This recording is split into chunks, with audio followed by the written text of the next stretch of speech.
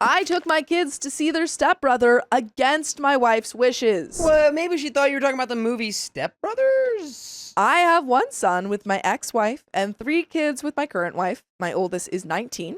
The other kids are 13, 12, and 6. All boys except for the 12-year-old. My oldest traveled overseas during summer break, but there was a 2-week period where he was at school but had no class and no commitments, and he wanted us to come visit him. By the way, this comes from BioCave5570, and if you want to submit your own stories, go to the r/OKStorytime subreddit. So, I said that we would go, and when I told my wife she was annoyed, I committed without asking her. I said we didn't have plans. She said, I couldn't know that for sure without asking her. I said, if there are plans I don't know about, surely that means she made a commitment without asking me. Exactly. I was going to say that. I was like, Brilliant.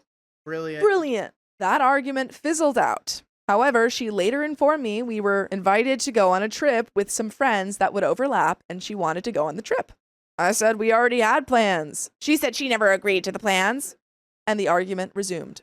Eventually, I said she could do whatever she wanted, but the kids and I were going to fly out to visit my son.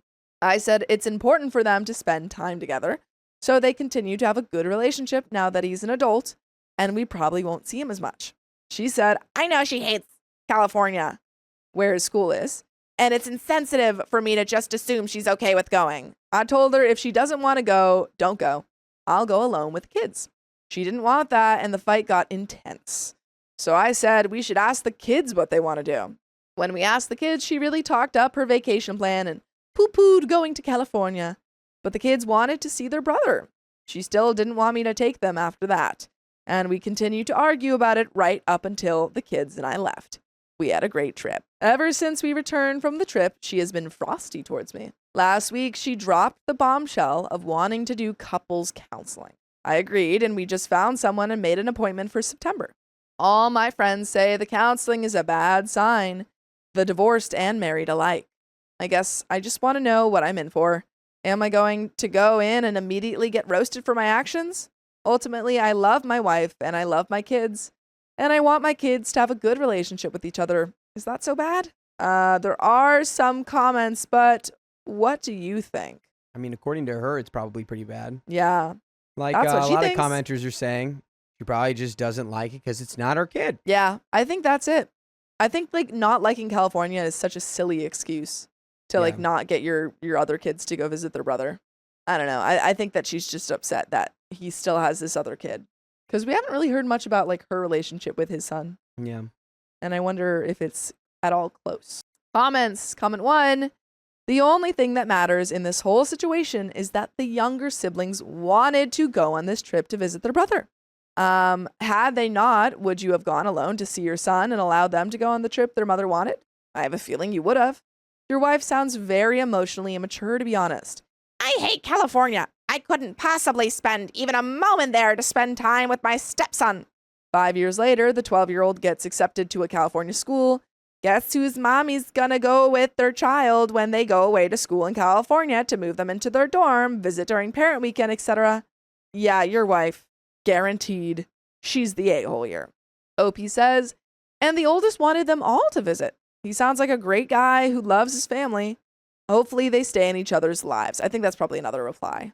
Comment 2 says, your friends are wrong in your case. Yes, couples who need counseling are more likely to be on their way out. But in your case, it seems like you two are pretty bad at communicating with one another. Marriage counseling could actually benefit the two of you and give you both the communication tools and aptitude that you both lack. Comment 3 says, to me, everyone sucks here. You were the a-hole for agreeing to go without talking to her first and volunteering everyone to the trip. I think how you handled it after that was pretty well done, though, and it certainly helps your point that the kids did want to go on that trip. She's the a-hole because it seems apparent she just really didn't want to go on the trip and is coming up with excuses to try and torpedo it. The bias against California is weird to me. Counseling doesn't have to be bad. My wife and I did it early in our marriage when we had some stumbling blocks, but it mostly has reminded us that we like each other and got along well, even if we didn't always agree. To me, it seems like you have issues communicating, and that's something that could be worked on in counseling. And there is an update, folks. Any thoughts? No, I just agree with all of that. I do Last too. comment, that was a very nice, Astute comment. Several people commented on my posts, asking, more like demanding, but that's by the by, that I speak to my son about my wife. We spoke today. I asked him if he was disappointed that she didn't come with us to visit him. And he said no, that he wasn't at all surprised she didn't come. I asked why that was, and he said they're not close. Yeah, I I gotta asked- say, Yeah. if the kid already, Knows that she's Yeah. not coming. if she does not like your kid already knows that. Yeah, Even if you don't. yeah. Your kid probably knows that it's not California that she doesn't like. Yeah. And he said he didn't feel positively or negatively about it. I asked if he felt she was a good stepmother to him. He said sure. That's no. That's a no. That's Sure. Sure. You want to get married? Sure. He said that honestly, he didn't really consider her a stepmother because he never truly lived with her. He only interacted with her when he was visiting me, and even then, not very much. With me and his siblings, there are frequent calls and video chats between visits. With her, nothing. So even though technically she's his stepmother, to him, she's just her name. But she was a good her name to him. We talked about other things afterwards, but the conversation bothered me. Tonight, I talked to my wife about it. I asked her how she felt about my son. She said he's a fine young man. I asked if she loved him. She said that was a weird question. I said I didn't think it was. She said she loves me, and I love him, so she loves him by proxy. By the transitive property of love, I love him. Did you just algebraic my son's relationship with you? What? That bothered me too, but I pushed past it. I asked why she didn't want to visit him. She said he's an adult, and adults need to establish their own lives, not remain dependent on their childhood support systems. She said it's all well and good to link up if we're already going somewhere. But I know she doesn't like California, so if she went, it would only be to see him. And she thinks that's a strange thing to do. I asked, doesn't she want all the kids to remain close? She said no, and it's odd that I do. Nope, I'd like them to not like each other because want them I'm an to be- idiot. I want them to hate each other. Yes. I don't want peace. I want problems, always. Yikes. She reminded me she isn't close with her sister at all. They talk only occasionally and sometimes go years without seeing each other in person. When they do see each other, they get along fine, but they don't need to see each other. She also pointed out that I barely knew my brother before he passed away, which is a sore spot for me. Girl, what are you doing? Also, dude, how did you not realize that that your wife had no relationship with your son? I don't know. Well, I guess he never lived there. I guess so. She reminded me that my mother and uncle were estranged, and I went without seeing my cousin for 10 years because of it. With all this being the norm, it makes no sense to her that all the kids spending time together should be such a high priority. I told her I don't consider those relationship models to emulate. I want the kids to all be close. She said we can't force them to be close. I said no one's forcing them to be close. They're close. However, if we don't facilitate them spending time together, they'll drift away. She said it's natural for siblings to drift away once they've reached adulthood. She said that is inherent to growing up, and by trying to prevent it, I'm preventing my son from maturing. What are you talking about? Honestly, I literally would divorce her over this. I was about to say, I'm like, there's not often times where I'm like, okay, this is like divorce territory But this because is of the just a- conversation. Yeah, Yeah. This is like Crazy a mindset. who are you? crazy mindset to have. I said we fundamentally disagree on this issue, and I am not willing to cut my son out. She said no one's suggesting that, and that I was being weird. She said it's weird that I acted like we hadn't seen my son in forever when he flew out over for his birthday. That was almost 6 months ago, and only for the weekend. That was barely a visit. She said, so we all have to be together at least once every 6 months? I said, not all of us. But yeah, I want to see my son at least twice a year. Wait a minute. And I want the kids to be with us if at all possible. She said that was a little crazy because he's an adult with his own life.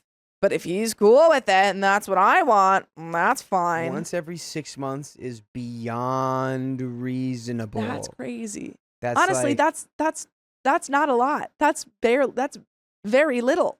She said the only issue is she doesn't want to have to schedule everything in our life around my son. She also doesn't want me forcing the kids to maintain the relationship that they want.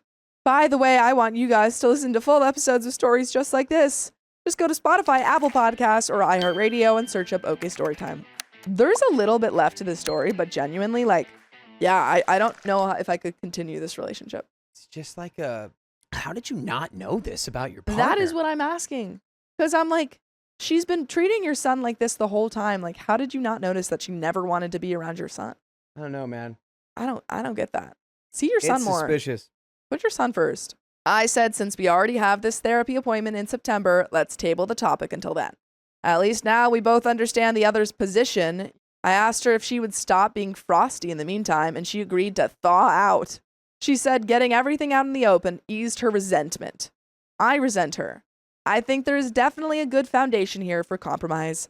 I'm sure this therapist would be able to help us hammer out an agreement. I don't think so. An Because she agreement for what? fundamentally thinks that siblings shouldn't be friends. And that's crazy. I think she needs individual therapy. Like, what are we agreeing to? That's my question. Like, She's got trauma from like her relationships with family, and I think she needs individual therapy. yeah. I think my wife's perspective on sibling relationships is sort of weird, but she feels the same way about me. So I guess I'm sure we're both slightly off center. No, she's way off base. She is way and you're more, normal. She is way more off center. I guess I never realized how neutral my wife and son were about each other.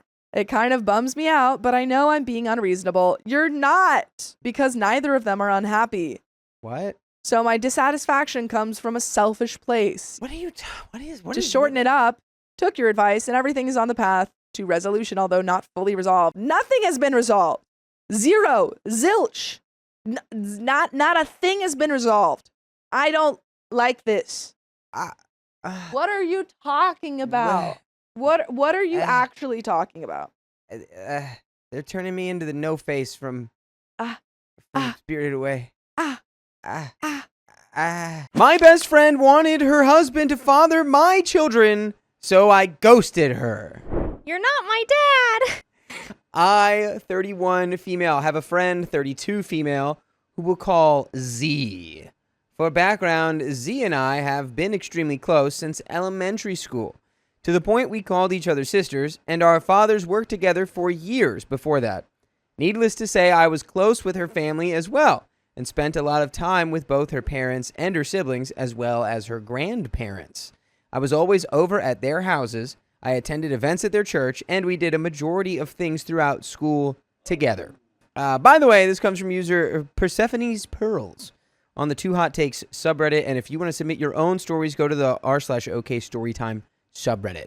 I'm Dakota. I'm Carly. And I'm Keon. And OP says, in high school, Z met her now husband, who we'll call Jay. Jay was a couple years ahead of us, and they spent a lot of time together, and soon her entire world revolved around him. Her priorities completely shifted. She changed, and I wasn't sure if it was for the better. I felt a bit off around him and uncomfortable, and voiced my concern at one point, but quickly backed off. I thought perhaps I was just jealous. My antisocial, introverted side was popping out, or something equally ridiculous. I wanted Z to be happy, and I didn't want to lose the friendship, so I made an effort to get to know and be friendly with Jay, though I still kept a little bit of distance. Fast forward a bit, Z gets pregnant with Jay's baby our junior year of high school, and marries him right out of high school. I should probably mention Z's family is super religious, as that plays a role in all of this. They settle into married life and have another kid. Around this time, I go through some traumatic crap. My life completely falls apart, and one of the first people I tell, is Z. I stay with her and her family for a bit, including Jay, until I get back up on my feet. Months later, after I had left, Z comes to me and asks to talk. Of course I say yes. We're 18 and 19 now. She tells me she'd talked to her husband and they both wanted to help me learn to trust men again. And we're going to do that really smart and not at all like what the title said, to re-earn that trust. Right? Right? If this is going where it's supposedly going, you're crazy, dude. I was going to say, we know where it's going. You're crazy for that, dude. This throws me off because I'd told her in confidence and she was one of only maybe 3 people total I had told. She thinks her husband would be the best for that job as I knew him and trusted him, which I didn't really, but I couldn't tell her that. When I asked Z what she meant, she said she thought I should have spicy sleep with Jay so I could learn to trust men again. Mentally, I'm going, what the literal F, but I just ask her if she's serious, and she can't possibly be suggesting I have an affair with her husband. She doubles down, saying she's been so worried about me and I obviously wasn't doing well. I really wasn't.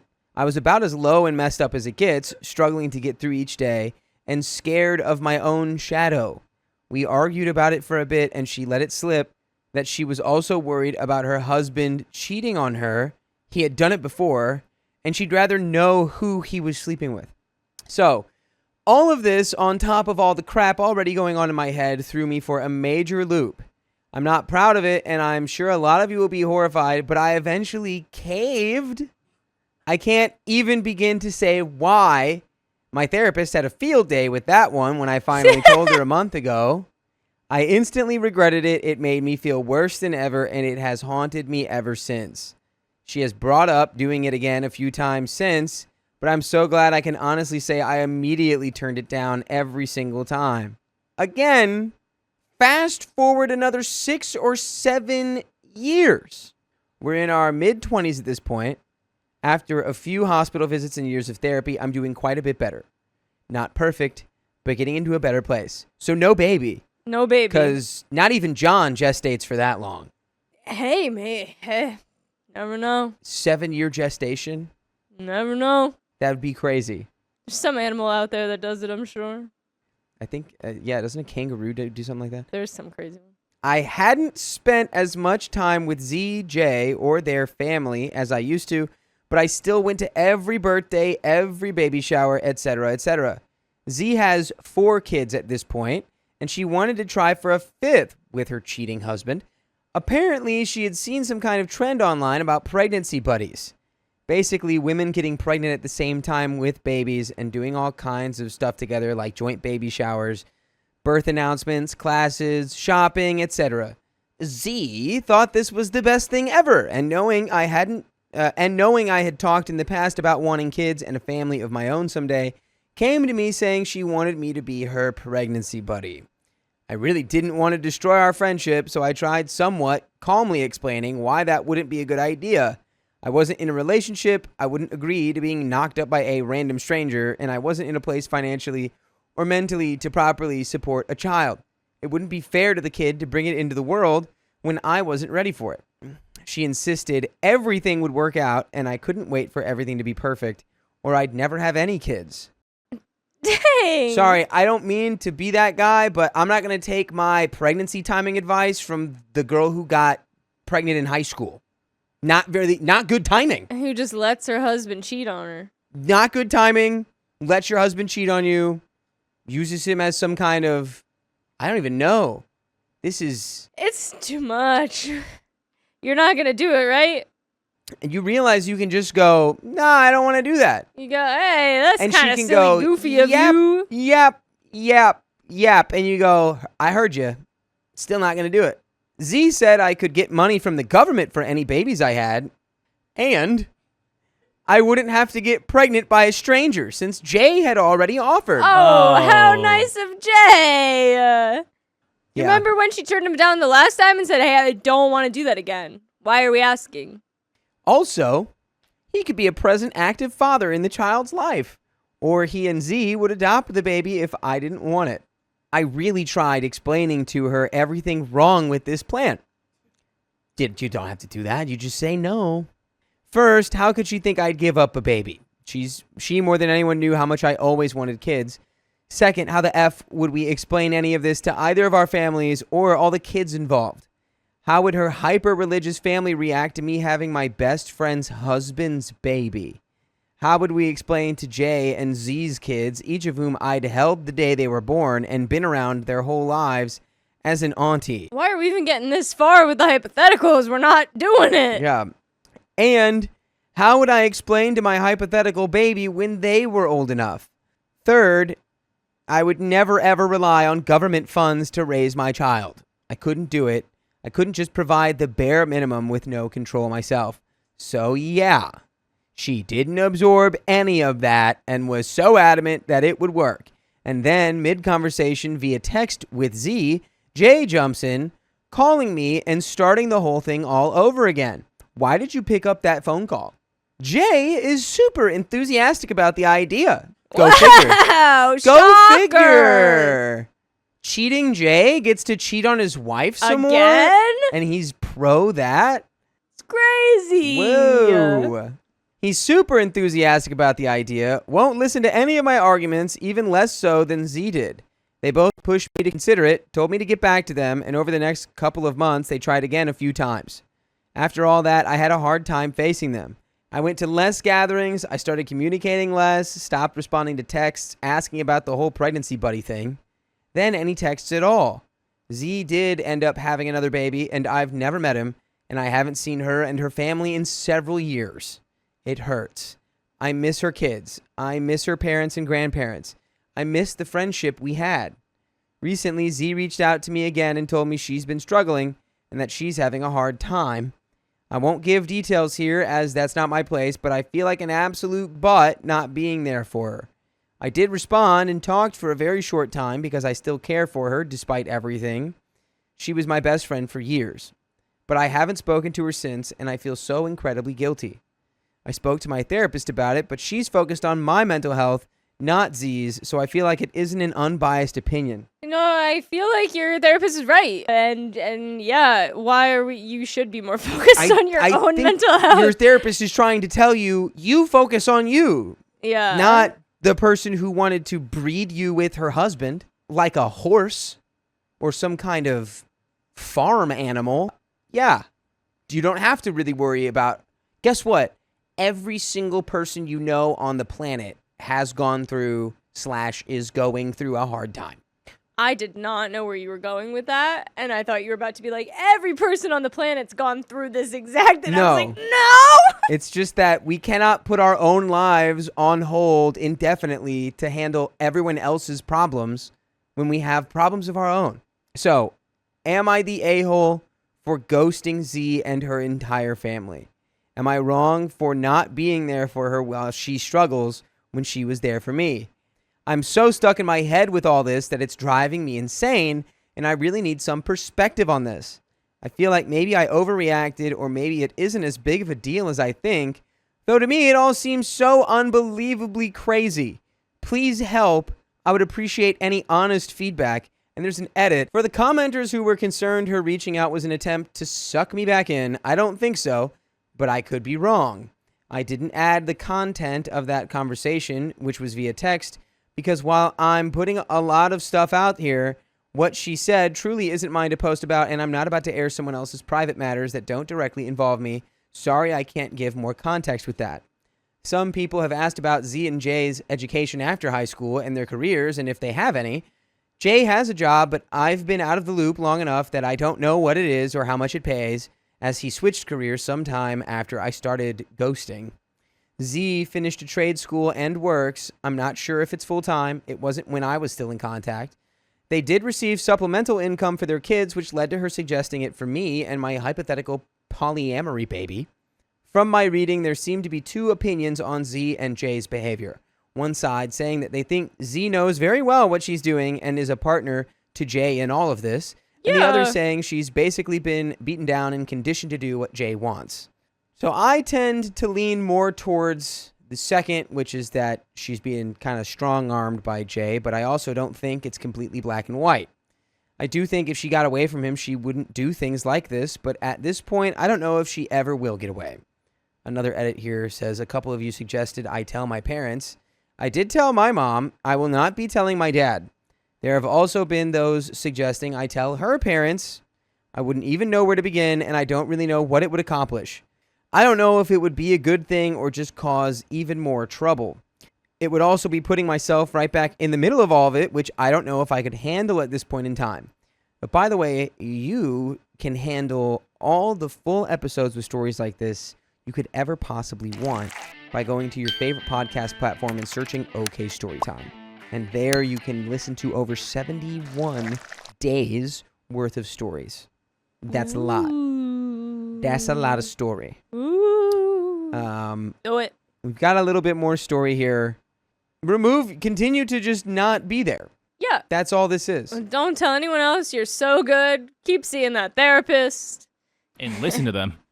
And listen. Yeah, and it's not biased when your therapist is like, I'm not here to figure out what's wrong with Z. I'm here to help you. I think that was also a subtle shot at like, hey, maybe help yourself first before trying to help this person who, I don't know, thinks of you as like a walking baby factory for her now. Yeah. I wonder if they're doing this with anybody else too. I don't know. I don't know if that was It didn't blatantly sound said. like she had, like Z had a lot of other really close friends. But I'm sure at this point, after 7 years, she's probably met someone. I would genuinely ask, like, who else is involved in this? Like, who else? How have you many other asked? people have already had babies with her husband Or, like, because have he they cheats asked? all the time? Yeah, because again, she caved to doing it the first time of just like, oh yeah, just trust him. I wonder how many other women were involved in that. Weird. Very strange. So let's finish this. There's a third edit. I don't know exactly what branch of religion Z's family practices, just that it's a branch of Christianity. Further, I don't think that religion has much, if anything, to do with what Z and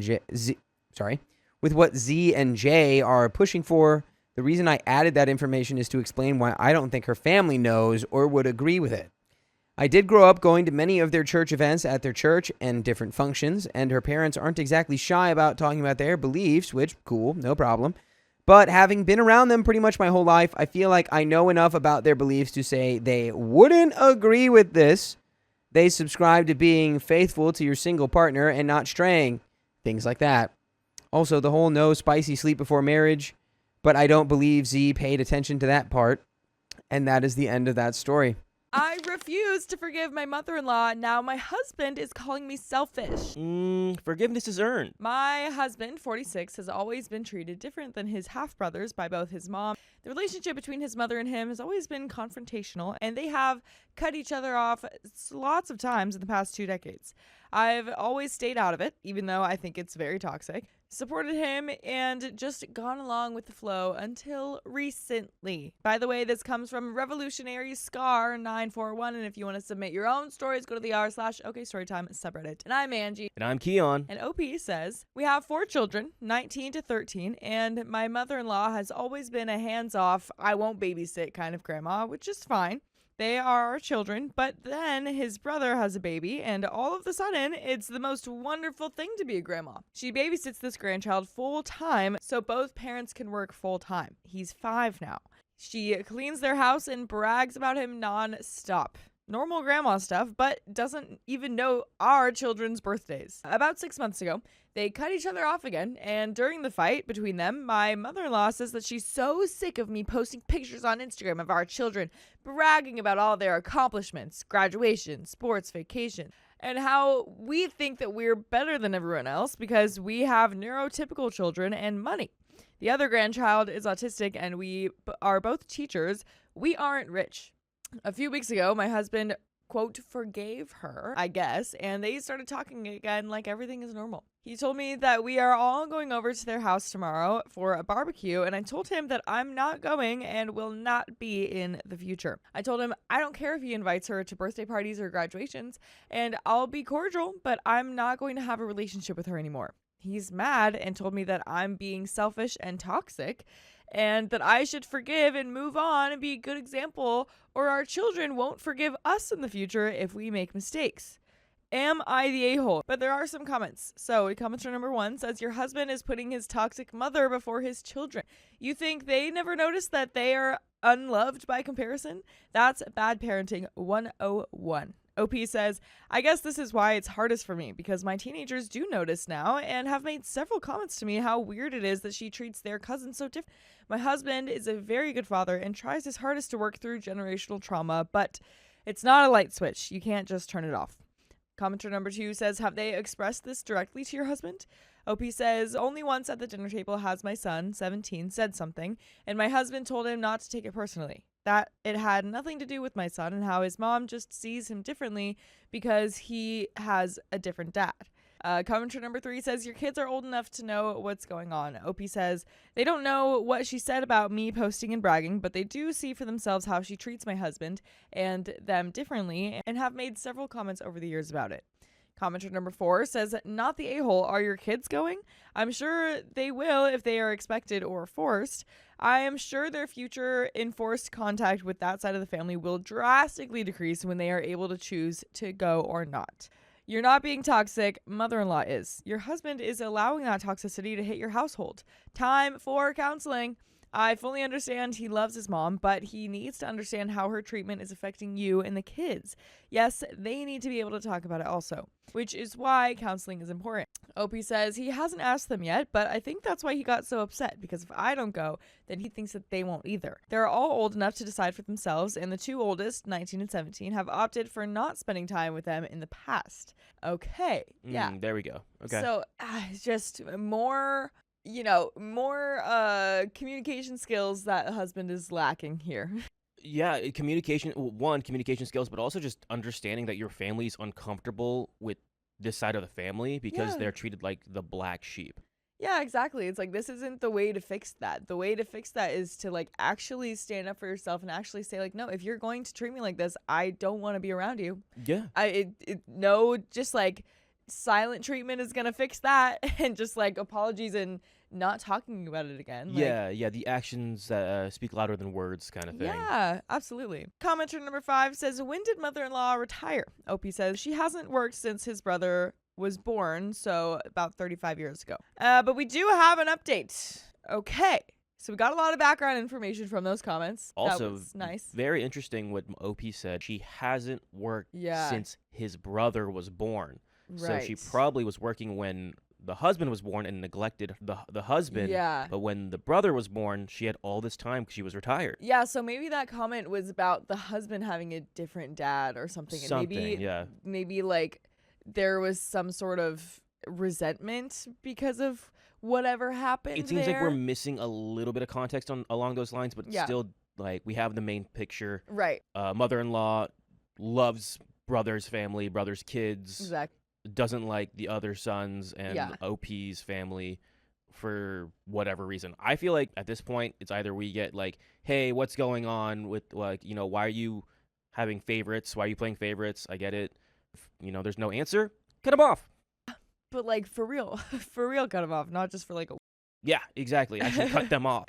But we do have an update. So just FYI, over the past 5 years, the children, mostly the older two, because the twins don't want to see their cousin, have had a choice whether or not they go over to mother-in-law's when we do go, and I have had several conversations with them about their feelings surrounding it.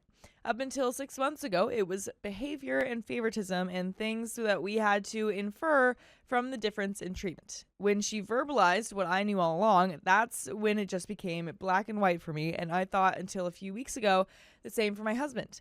My children are very open with me about their thoughts and feelings in general, usually my husband as well, but surrounding the mother-in-law issues, they were not being open with him. I spoke to my two oldest. I will never tell them what my mother-in-law said about posting on social media, and did indeed block her on social media and her phone number as well 6 months ago. Oh, wow. About how I am setting a boundary and not continuing a relationship with her ever again. I told them about my thoughts and feelings surrounding the whole situation and how enough. I also did apologize to them about not making a stance earlier. Both the older children haven't seen her in over a year since my daughter graduated, and said that they weren't comfortable seeing her at all unless I'm there. I had a separate talk with my twin 13-year-old, but it was just basically a more age-appropriate version of the first talk. I know they're teenagers, but they're still in the in-between age and a little immature in a good way. They mostly just wanted to see their cousin. They like to play with him, but he comes over to our house once a month when his mom and I have brunch, and they said that it's better over at our house to play anyway. They both decided that they didn't want to go without me either, and told me that life has been more chill without her. Yeah, that's how you know. That's how you know. Yeah. Also, listen to your kids. If your kids are like good on OP, she listens to the kids. It's the dad who's like, it's fine. Get over it. Right. Yeah, I think the dad definitely needs to listen like she is, especially like if they're not comfortable seeing her without the mom instead of the dad. Like I feel like that says a lot, because it's not just Right. that they don't want to be around her without, like, you know, a parent. It's that they don't really trust the dad to, like, stand up for them. Stand up for, you know, seeing their dad, you know, get talked down to. Yeah. If it happened to mom, she would stand up for not Right. just herself, but for everyone, which is what you want. What you Yeah. want in a parent is And he's just gonna, like, tell them, like, oh, just don't take it personally, just, like, don't worry about it. And it's like, okay, well, Well, that's like, not I'm what gonna I wanna take it hear. personally. Yeah, too late. exactly. Which didn't surprise me or my husband, which is why I think he got so upset when I told him that I wasn't going. With all that being said, I think it made me realize in some of your comments that there are bigger issues that are being caused by this very toxic part of our life and my husband's childhood trauma. When I spoke to him after I talked to the kids, I told him that I was making an appointment for family therapy to get an unbiased opinion about our family dynamic, not just including this issue, but just in general, because now I'm concerned about deeper issues that maybe I'm just not seeing and blaming on this one part. And by the way, you can see or listen to full episodes with more stories just like this one on Spotify, iHeartRadio, Apple Podcasts, or whatever your favorite podcast app is. Just search OK Storytime. And there is a little bit more to this story, but yeah, I think family therapy is a great option. 100%. Yeah. Family therapy, like the fact that everyone in your family is like not cool with the mother-in-law and you still are like pushing that to the side is a huge red flag. Yep. Do what's best for your family. I don't know. I think that's good and see what happens, but the fact that all the signs are there and everyone is uncomfortable. Yeah. And you're still not getting it, Dad. But there is a little bit more to this. My husband was very upset with me and said that he would just go by himself and said that he doesn't think that we need therapy. He reads self-help books to deal with his trauma and has for a very long time.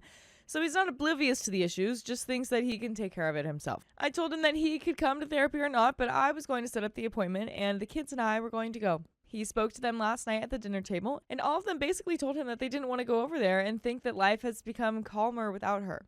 He just told them, okay, let me know if you change your mind, and I'm sorry she's been unfair to them in the past. We have some comments. Comment number 1 says, people that grow up with dysfunction and instability sometimes have a hard time recognizing it or gauging how bad it really is. They get so used to it that they don't see it as a problem.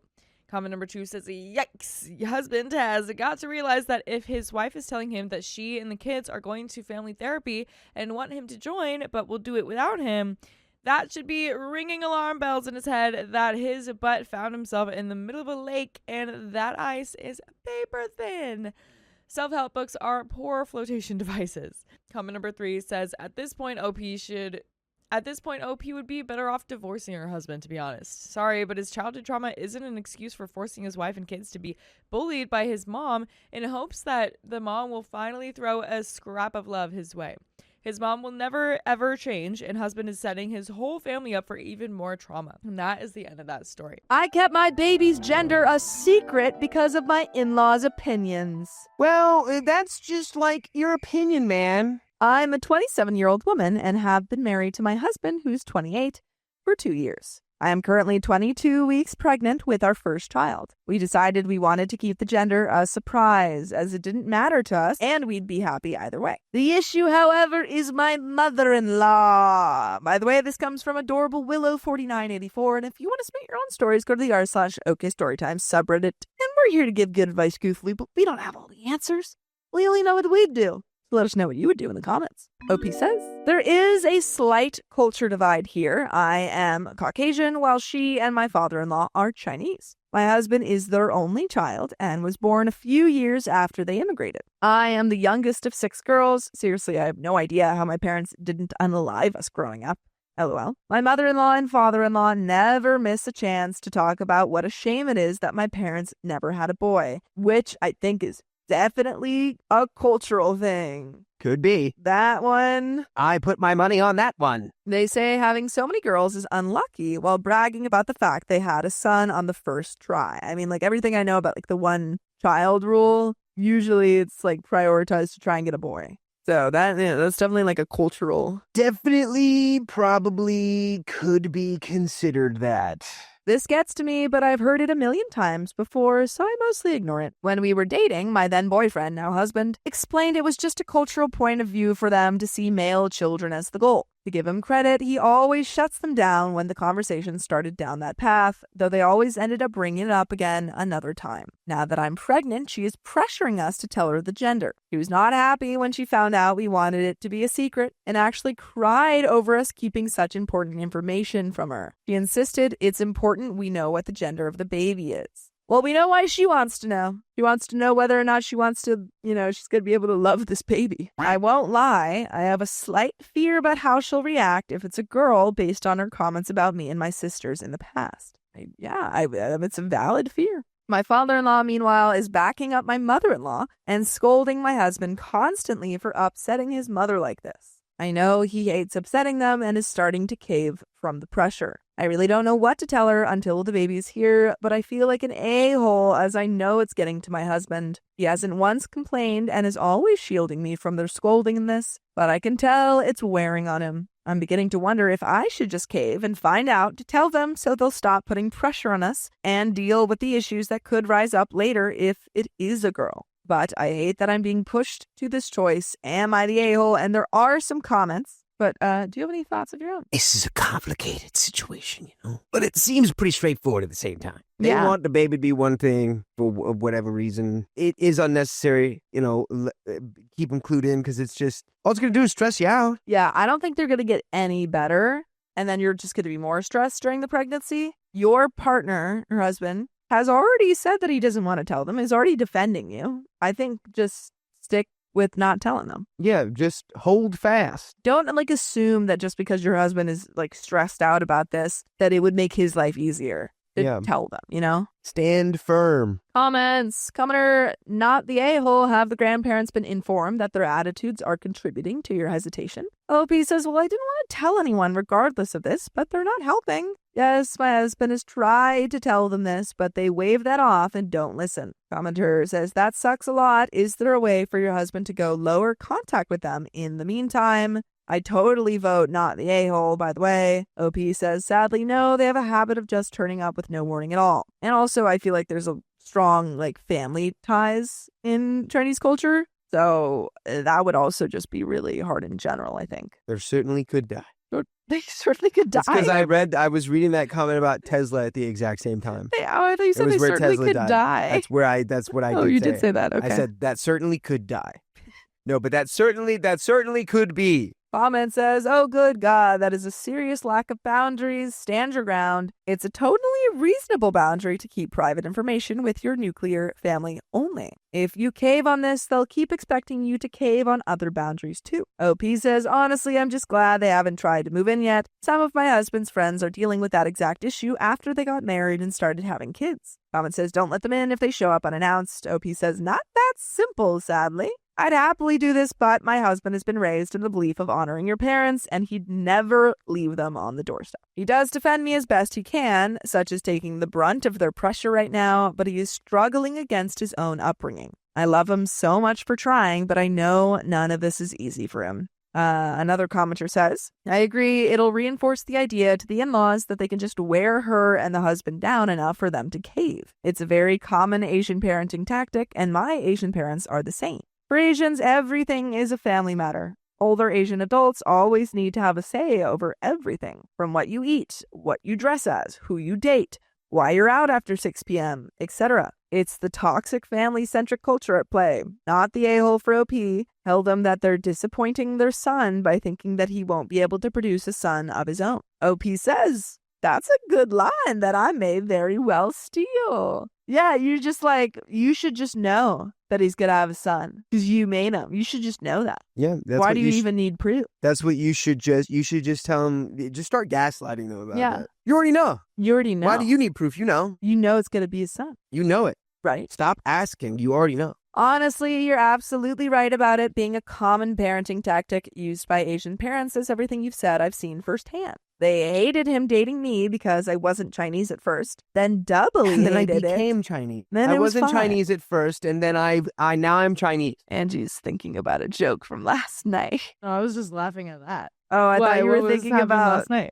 ex. I'm insulted over here. Oh, the ex. I thought you were thinking about that. Oh no, She no. got- okay. She I thought was thinking she about thought there was no way what I said was funny. It had to have been something else that was. No, I said. thought your thing was funny. I just thought you were also laughing because I thought everyone was making a joke about that. It's okay. No, I know you also thought that was funny. I just thought I it was hated funny it, that actually. also the way it sounded was like, oh yeah. You could only have thought that Clearly, was funny. guys, everyone relax. She's laughing about another thing, a different thing. It wasn't that. He eventually got them to back off on this matter. I don't know exactly what he said, as I wasn't present for that conversation, but I believe it was a thread about it being me or no one at all. He ended up staying with me for a week after that and going zero contact with them to show he was serious. Commenter says, yeah, Asian parents care more about how others perceive their family, and that's why they're very strict about how their kids present themselves. On the other hand, it's also their greatest weakness, because if their kids start putting their foot down, it jeopardizes what others will say about them and their kids. Invoking your husband's image and what their treatment will say about their family is likely to get them to shut up. I can't tell you how much that has worked against my parents and grandparents. OP says, I'm very aware of this fact, lol. My husband actually doesn't want our child having a Chinese name or learning Mandarin. He hates speaking Mandarin and basically never uses it unless he's talking to his parents, and even then, they communicate 60% of the time in English. He doesn't want to inflict it on our child. I will say it is always beneficial to know another language. I'm sure that he has a lot of complicated feelings. There's always a lot of complications when you live in an English-speaking country and grow up speaking another language. I think there's a lot of prejudice against that, but I think it is always beneficial for a child to know two languages. Especially Mandarin. Yeah, that's Mandarin and Spanish are two of the most helpful languages to know, especially here, not in Bali, but in America. I've gotten him to agree to a Chinese name simply because I know they'll freak out if the kid doesn't have one, as it's all about image. How bad would it look if their grandchild doesn't have a Chinese name? But it'll basically never be used and will use their English name. The Mandarin, however, I'm letting him take the lead on since he knows firsthand what learning it felt like for him. Again, he has the opportunity to totally change how his kids learn it. Oh, my kids wouldn't want me to teach them Mandarin. You don't know Mandarin. I know a little. You don't know Mandarin. I'm also just a bad teacher. Oh, that's With my point. I get really frustrated when I teach and people don't pick something up. yeah. And I'm like, no, this. And then they still do it. And I'll just be like, Wasn't that like your job for a little Yeah, bit? snowboard teacher. once I started teaching something I didn't also really enjoy, I realized, I really hate this. Down to my core, I hate this. And I'm just man. I don't even care to be better at it because I hate it so much. We've agreed that if our child shows interest in learning when they're able to communicate, we'll give them the opportunity to do so. OP's voted not the a-hole, and there is an update.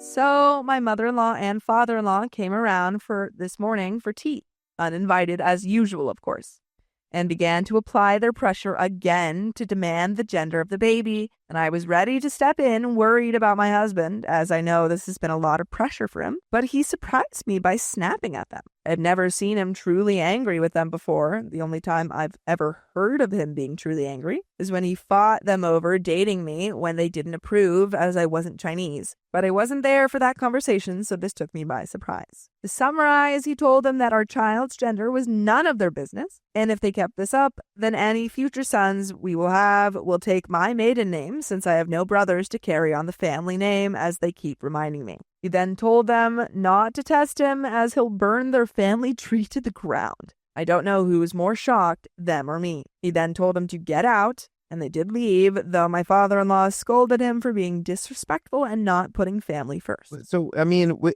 when he he's said that doing? thing about the family tree, is that a real tree? What? Because how else would you do that? Are you just going to take out everybody on the family tree? I think will he's burn our just not family gonna tree to the have. ground. He's just gonna You're already change his having name. a child. not with the name. That's what he's saying. He's saying we're gonna take my wife's name, last name. It means a lot to them. So it seems my concern was unwarranted and my husband is fine. OP also says, I never once doubted he loves me, but this honestly shocked me. I know how much the family line means in his culture, so for him to make this kind of threat, the weight of it isn't lost on me. They also seem genuinely terrified by that threat. Though my father-in-law did scold him as they left, it lacked the usual heat.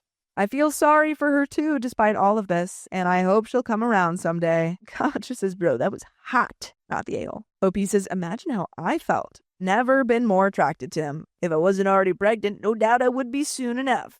Okay. There is an update 3 years later. We're about to find out if they've figured out their family stuff. Yay. Yay. I wonder if your baby speaks Chinese. Yeah, I do hope so for baby's sake. Chinese is just a cool language. It is. Very It is, hard, though. Yeah. It's very difficult. Yeah. It is hard. But props to your husband for standing up for you. That's great, especially coming from a cultural background where, there's so much respect towards family members and stuff. For him to do that is a big deal. And it seems like you recognize that, so that's good. But yeah, I hope you figured it out, and let's find out if you did. I went hunting for and luckily remembered my password. I doubt anyone here cares much, but I'm in a reflecting mood. My So I head thought I'd post. immediately went to, I went hunting for my baby. I don't know where they are. I found it. It was hiding in a tree. And OP continues, yes, my husband and I had a little girl. Congratulations. It has been incredible watching him grow from the amazing man I loved into an amazing father. And our girl is very clearly the greatest joy in his life.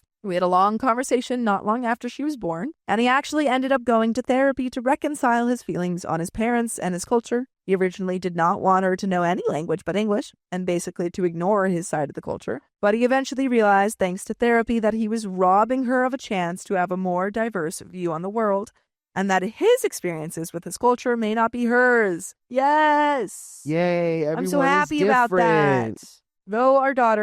Through our daughter, he has gotten to see his culture through a fresh set of eyes. And it's like he's discovering it himself for the first time. By the way, you can discover more full episodes and stories just like this. Just go to Spotify, Apple Podcasts, or iHeartRadio and search up OK Storytime. There is a wee bit left to this story. I feel like I have to clarify the tree statement is because I was genuinely confused. I thought he was talking about their genetic tree. And I was like, you're already having a baby. Oh, that's why I was confused. Yeah, with why that's you were what confused. I was also confused. I was like, so what? Either there's an actual tree or you're going to just eliminate every member of your family? No, just the family tree. No, Yeah, now I yep, understand just it was the name. Mhm. No, we go to the tree in And we the chop it down. grandmother's backyard, and we tear it down branch by branch. Who has a family? I have a family. I had a family. I have a family. I've got a family. Tree. Well, anyway, I've got a little bit left of the story. Yes, I feel happy for your daughter. My mother-in-law and father-in-law, as you no doubt expect, were not happy that we had a daughter and began to push us to try again to have a son almost immediately. My husband and they began to clash more and more as their behavior became harmful towards me and our daughter, and 2 years ago we cut contact with them. We are happier for it and don't live in fear that they will drop around without warning and turn our whole day upside down. Rereading some of the old comments on my original post makes me smile. And my husband is laughing over how many of them were thirsting over him after he clashed with his parents originally. Comments say, such a wholesome post. Strange to read it in this sub, but nevertheless amazing. OP says, I'm glad you enjoyed it. I honestly forgot about my original post for a long time until I began to reflect on my first pregnancy and how much more peaceful this one is. I figured I'd post a little update, not expecting it to get much attention. Oh, about the in-laws, OP says, we have no intention of letting them back into our lives, don't worry. We've moved twice since we cut them off, and they have no idea I'm even pregnant again. Commenter says, are you having a boy or a girl? OP says, we're leaving it another surprise. We don't care, so long as they're healthy. However, this is our last child, even if it's another girl. I grew up with 5 sisters, and I know the chaos of a too large household. So one thing I've put my foot down about from the start is 2 children, only barring a surprise multiple pregnancy, of course, which thank God this isn't. And that's the end of that story. It seems like all's well that ends well. I believe that is the same. Hooray! That is Hooray, the same. hurrah! Holla! Huzzah, huzzee. A cube for thee. And Patrick V says, does OP's husband have any siblings? No, he is an only son. Only son. We're going to get into the next one. My mother-in-law wants to steal my daughter. That is crazy. And trigger warning for mental health crisis, stalking, self-unaliving threats. Ooh. My stepmother-in-law, or soon-to-be mother-in-law, is generally a lovely woman, kind, helpful, and sweet. But Lord, recently, I really don't like her. Background, father-in-law married, is it stepmother-in-law? We'll find out. When dear husband was a teenager, so they've been together for quite a while now. She had infertility issues, and after countless failed IVF attempts, found out they couldn't have children. I think one of the benefits of marrying father-in-law was that she would inherit 2 sons. Even though they were close to being legal adults, she knew one day they would have children and she'd be a grandmother. By the way, this comes from Panther Purple, and if you want to submit your own stories, go to the r/showcase Storytime subreddit. I'm Sophia. And we have a guest here. Please Yes, and introduce we have a yourself. guest here. I'm Dr. Tracy. Perfect, yes. And I'm Keon, and I'm going to do a little introduction for Dr. Tracy Dalgleish, a clinical psychologist, author, and relationship expert who spent over 15 years, guys, helping couples untangle the messy dynamics between marriage and family. Through her groundbreaking Vault method, which we'll probably get into later, she teaches partners how to set boundaries, break toxic cycles, and build healthier connections with in-laws. Dr. Tracy is here today to give us insights on the dynamics of mother-in-laws and narrative, and sharing her launch of her new book, You, Your Husband, and His Mother. Please welcome Dr. Tracy. And can we go to the wide? Because we have the book right here. We'll do a little boom. It'll be right Oh, here. it's beautiful. This is not just a book for mothers-in-law. This is about you creating healthy relationships with extended family members, feeling solid as a team. And I am saying to people, this is a great gift for a wedding. It's a great baby shower gift because how do we you deal know with that people struggle with boundaries and we want to set healthy family expectations and standards. Yeah. But OP says, now this brings me to my issue.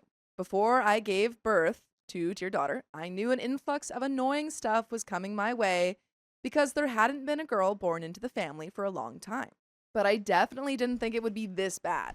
When I was pregnant with daughter, my stepmother-in-law bought me 4 bin bags worth of clothes, despite my specific request for no one to buy me clothes because A, she'll grow out of them in a matter of weeks, so it's a waste of money, and B, my in-laws have a tendency to buy clothes that say things like, Grandma's #1 girl and Daddy's girl. Oh, but not her. Nothing about the mother. Nothing about the mother. Yeah. That is just this low blow. When I told my stepmother-in-law that I wouldn't have people wait in the delivery room this time because of the storm that was the birth of my first child, she seemed understanding. She said, oh, okay, I understand. Well, makes sense why you thought she understood. But father-in-law later told me she cried herself to sleep every night for a week. I have a good relationship with my stepmother-in-law, so this hurt me to hear. But at the same time, it felt like a guilt trip. Is this Can I? something- Yeah, can I please. interrupt I was there? about to ask you. Whoa. Yeah. So her father-in-law told her that. Yes. I need to pause right here and just emphasize how vulnerable mothers are during the postpartum period. Absolutely. Not the first 2 weeks, not 6 weeks. I say 12 months. 12 months. And we also want to recognize that the generational levels, emotions don't flow downward. Yeah. That's not the kids' responsibilities. That's for you and your partner to work out. Exactly. Or you go to your peer, a sibling, a therapist, or you go to your own mother and talk to her. Yeah. I'm wondering why the father-in-law came to OP that, you know, I mean, we could do all information. kinds of hypotheses around this. We won't know, but my guess is that he doesn't know what to do with it. Yeah. And so he thinks he's solving the problem by then going to his daughter-in-law and saying she was really struggling with this. Yes. But then that turns this is the whole triangle of the book. You're creating a triangle then instead of him being the supportive partner and saying, of course you're having a hard time. I understand this. Yeah. Let's look at this from our daughter-in-law's perspective. We're not going to put our feelings onto her. We're going to be responsible for us. Yes. We'll be together. And then when they're ready to invite us in, then we'll come in. Yeah. And it seems like the mother-in-law is putting a lot of, I don't know, emphasis on this birth maybe being she's like, she wants to live vicariously through it since she didn't have that experience. That projection. Yes. And it's even when you say what you want, I'm not going to respect it. And I know so many people say, and this is also where the 2 couple partners get stuck because then he says, well, mom had good intentions or stepmom had good intentions, or even the father-in-law saying she had good intentions by buying these 4 bins of clothes. Yeah. But at the end of the day, it's not respecting what she asked. It's not about intention. Yeah. People really have to sink into understanding that this is about impact. Yes. And impact matters more in deepening a relationship and honoring a connection than having to focus on intention. I mean, we all have good intentions. Yeah. Most of us do not walk around manipulating Trying to spite others, people. hurting Yeah. others. We Yeah. want to be connected. Yes. OP continues. I sat her down and told her this wasn't about her. And of course, she'll be involved in my daughter's life. Just hold off for a bit. I love that. Yeah. That- It's that's not, I'm not doing it to spite you. yes. She seemed to understand, but the past year has been difficult to say the least. This leads me to today. I'll bullet point to make it more organized. 1, she constantly refers to my daughter as variations of her precious little girl. I walked in on her hovering over daughter in her crib, saying, "You're the child I have prayed for, my little girl. God has truly answered my prayers." Definitely projecting. Oh, and it's just that kind of flavoring of enmeshment Yes. and codependency that my needs are all going to be met by you. Yeah, you're like the prophecy child. A baby, and when she's 2, 4, 10, 14, Mhm. that's not her job to meet her needs. Nope. She tried to give my daughter a middle name because I got to give daughter her first name. 'Cause you're her mother. Sorry? Yeah. Why did you get to name her? Oh, this woman is Yeah. hurting. She has so Yes. much of her own pain and grief, and it's not her. That she hasn't dealt with, it seems. No, and it's not her daughter-in-law's No. job to fix that Mm-mm. or to fill that hole. Yeah. The name she chose was what she picked for the child that she miscarried. Wow. So I was very creeped out. Probably one of the weirdest things was when she said, "She's so beautiful. She got that from you. It's a shame. I always wanted to see my features on my child. Maybe we can say she has my eyes?" Ooh. Let's pin that one in Yeah. terms of boundary statements that we can say around that. I think that would be Yes. really important. When my daughter cries, this woman turns into Usain Bolt himself and goes to pick her up, saying, "Shh, I'm here now. You're okay. Nothing can hurt you." The guilt trips. I'm very reluctant about my children sleeping over at people's houses because they're still very young. But despite this, she constantly asks, "Can I have daughter over for the night?" I give reasons. "What about next week?" I give reasons. Now she makes statements like, "I've set up the whole nursery and she hasn't even used it once. Haha," while creepily staring at me. I need some advice. I don't know how to handle this. Sometimes I'd rather she just be like my mother-in-law, an upfront knucklehead, because I can deal with that. I just don't know how to deal with passive aggressiveness. Technically, she doesn't overstep my boundaries, but she'll find loopholes or guilt trips. I get it. You didn't get to have children. Honestly, I feel for you. But that doesn't mean my daughter is going to be the baby you've always wanted to have. However, she has been there for me and is honestly a sweet person overall. But ever since I've had my daughter, she has become overbearing. Husband loves his dad and my stepmother-in-law, and his dad can't bear his wife being upset. So I know if husband and I try to talk to her formally about it, she'll cry and guilt trip, maybe not even intentionally. I don't know how to handle weepy people. Any advice? And there is an update, but do you have Okay. any thoughts so far? In the book, I outlined 6 types of mothers-in-law. Mm-hmm. And I did that after almost 20 years of working with people. Yeah. And I really want people to know this is not a diagnosis. You're not going to go through these types and then go to your partner and be like, haha, your mother's a this type. narcissist. I didn't Yeah. use that word intentionally because Sure. it's not helpful.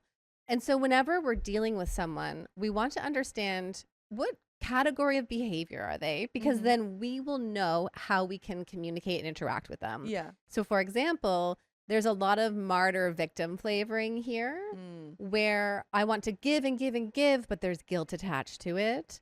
Or this poor me, it's all happening to me. I never got to have that, which is more of that victim flavoring. Mm-hmm. And so then when you think of who you're dealing with, and already she's saying this woman that has all of these passive aggressive remarks, you know that it's probably not going to be helpful to over explain yourself. And I caught OP's piece too, where she says, you know, I like her. We had a good relationship. And I think there's like this torn feeling that so many daughters-in-law experience after having children, which is what happened to our connection? Yeah. Because now you're focused all on baby. And I'm not even, I don't even exist. Yeah. And I'm it is losing the that most priority. painful thing, Sophia, to be in a room with someone and they not even look at you, ask you how you're doing, Yeah. get you the water after you've just given birth. Yeah, you're just the carrier of this kid. Yeah. Yeah, that's really and that's rough. being reduced to that. Yeah. We'll have to come back to the piece where her husband, because that can also really make a Mhm. difference. But then let's also acknowledge that you're entering into a system here. And so because the stepmom's been around for a while. Yeah, she's been around for, I think, Since her husband was 15? Yeah, I believe Or so. before. Yeah, because they were almost of Right. age. Yeah. So there's a system in place, and it's been operating for a long time. She's an outsider, and so she's going to be more likely to recognize that system. Yeah. And I always say to daughters-in-law, you are not bad for calling out a system. Mm-hmm. And so I know for many people, they'll go to their partners and say, your mom or your stepmom, they're guilt tripping us. And their husbands will say, no, what are you talking about? That's just mom. Yeah, she's being nice. And that's so painful. Mhm. So I think that's really important. Yeah. And the whole stuff about her saying, oh, let's say that your daughter has my eyes. It just feels very obsessive So- at this point. I think where we tend to go into as parents right now is we want to control the outside Yeah. so we can feel safe on the inside. And I really want parents to feel empowered in the home, that everything you do with yourself, your partner, and your child is about building security. Mm-hmm. And so even if stepmother-in-law is coming in and saying these things, you're always going to be that secure base for your child. Yeah. Or if you're in their home and they insert some food rules, like you know, older rules that a lot of parents don't follow today, or things like you have to clear your plate before you get dessert. Mm-hmm. You get to step in as the parent and say, actually, I'm the parent and that's not a rule we follow in our family. Yeah. So keeping that in mind and knowing that you can always help support and model to your child what's healthy and what's not. Mm-hmm. So for example, I can imagine then as baby gets older, then grandma's going to be like, oh, give me a big hug. I want a hug. Body autonomy is so yeah, important. it might be like, well, you know, we consent before we give. Yeah. No, sensing who this person is, she's not going Mhm. to like that. But Yeah. mom gets to say, oh, we're not going to do hugs. She doesn't want to right now. Mhm. We believe in asking first. Yeah. And the thing here, so two pieces. She's not going to change. Sure.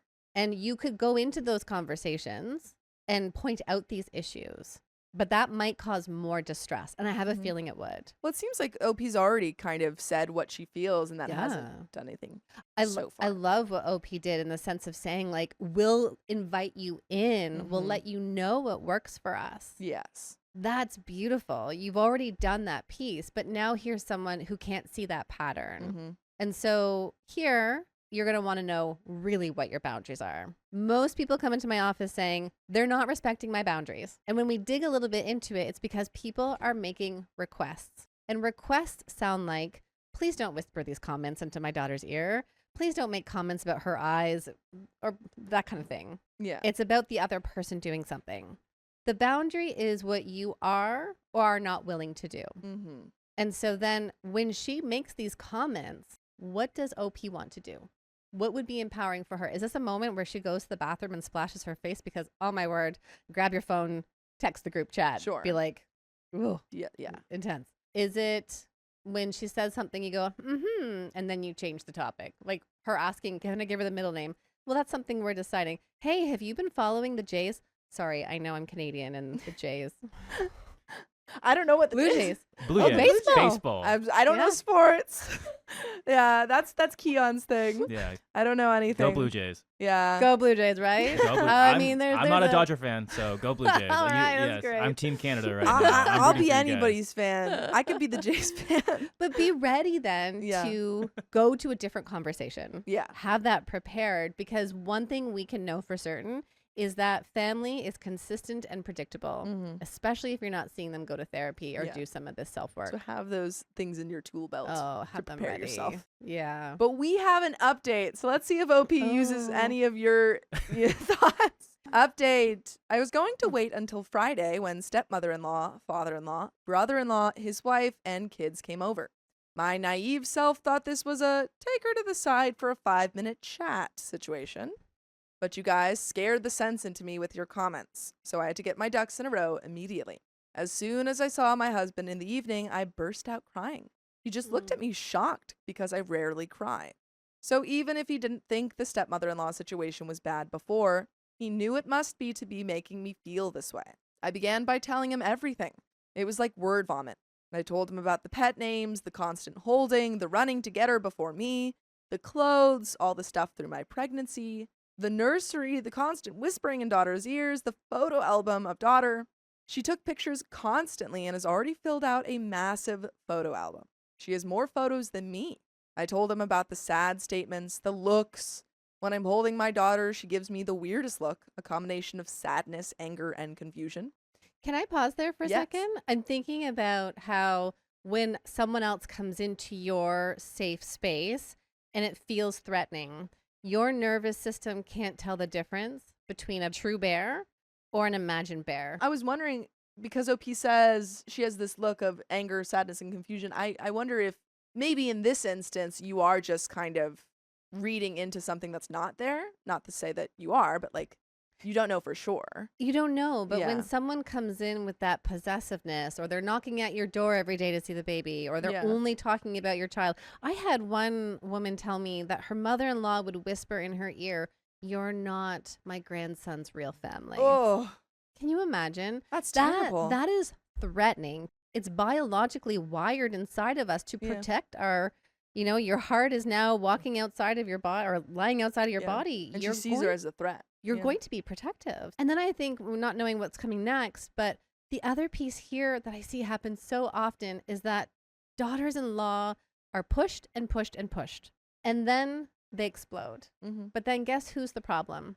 The husband. The daughter-in-law. Oh, the daughter. Oh, I Because- see. Yeah. Oh, how could she get angry? Look at her. Yeah. She's yelling at me. Gotcha. I remember one client saying that she felt so much shame because she yelled at her Mhm. mother to get out of her house. Yeah, they're the bad guy now. There, Yeah. she was labeled the problem Mhm. when all of the other microaggressions, those paper cuts, Yeah. were being dismissed, By denied, someone. ignored. Yeah. Mm-hmm. Yeah, that makes a lot of sense. Seems like this husband in this story is supportive of OP, which is is great. nice. Yeah. I finished by reading a few of your comments. I highlighted what a lot of you said, that stepmother-in-law didn't properly handle her grief, and it has manifested into an obsession with my daughter. Her unhealthy attachment to daughter is damaging not only to daughter and DS, who will grow up noticing the different attention they get from her, but to her own mental health. I made it clear I do genuinely have love for stepmother-in-law, but I'm scared of this unhealthy attachment. He just sat there and listened. First thing he did was hug me. And for someone who doesn't cry, Lord, I think I cried for England in that moment. Mm. He said he always knew she hadn't processed her grief properly. He said his dad has to realize his wife is his primary concern and she needs help. And husband's primary concern is me and the kids. His dad needs to respect that. I love that. I love that. So powerful. That is Yeah. what we want partners to be doing Mhm. today. Like you are your partner's partner. Yes. And your kids Yes. have their own partners. This Yeah. isn't happening in this scenario, but Mhm. what often happens that I see is that a man is in, and not all, I want to say not always, but for a lot of the time, a man is in this position for the first time Yeah. where he's having to look at his mother or family of origin and say, what am I doing in these patterns? Mm-hmm. Which is hard because they're desensitized to it and they're part of the system. Yeah. And do I make mom unhappy or do I turn this way and make my wife unhappy? Mhm. And that, Who do you choose? who do you choose? Yeah. So I say to men, you are not abandoning your family. You are now prioritizing your chosen family, the emotions and the needs in your home first. Yeah. You have a And- new family unit. And then you bring in the Mhm. extended family members. Yeah, absolutely. We had a whole plan to start from a point of concern rather than attack, slowly branching into our issues, outlining our rules and boundaries clearly and firmly.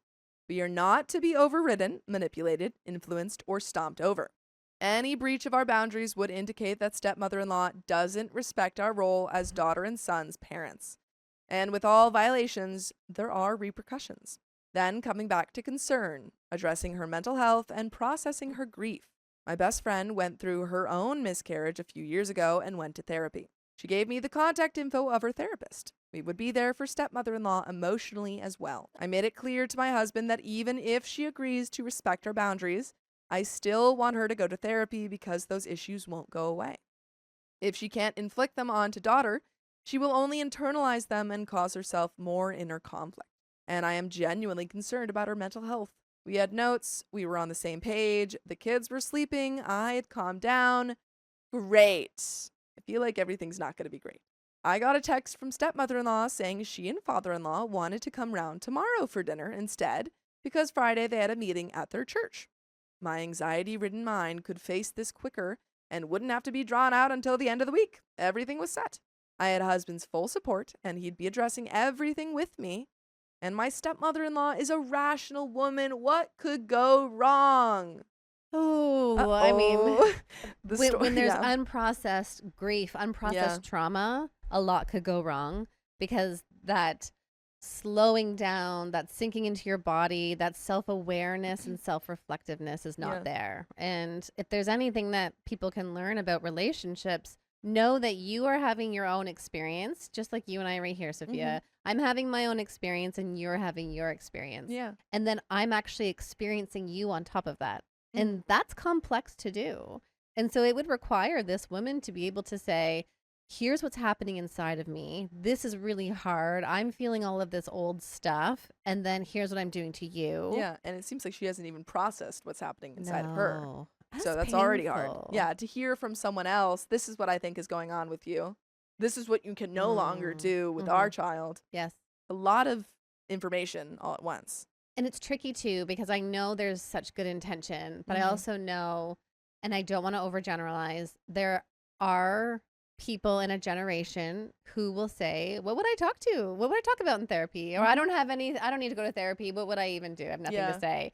And it is You find just, things. we all have Yeah. things to say. We have to accept that others might never do this work. Mhm. And we can't force that. We can find the therapist. We can research all the things. We could research the method, go for this, do that, talk, text, phone call. Hey, did you look up that therapist?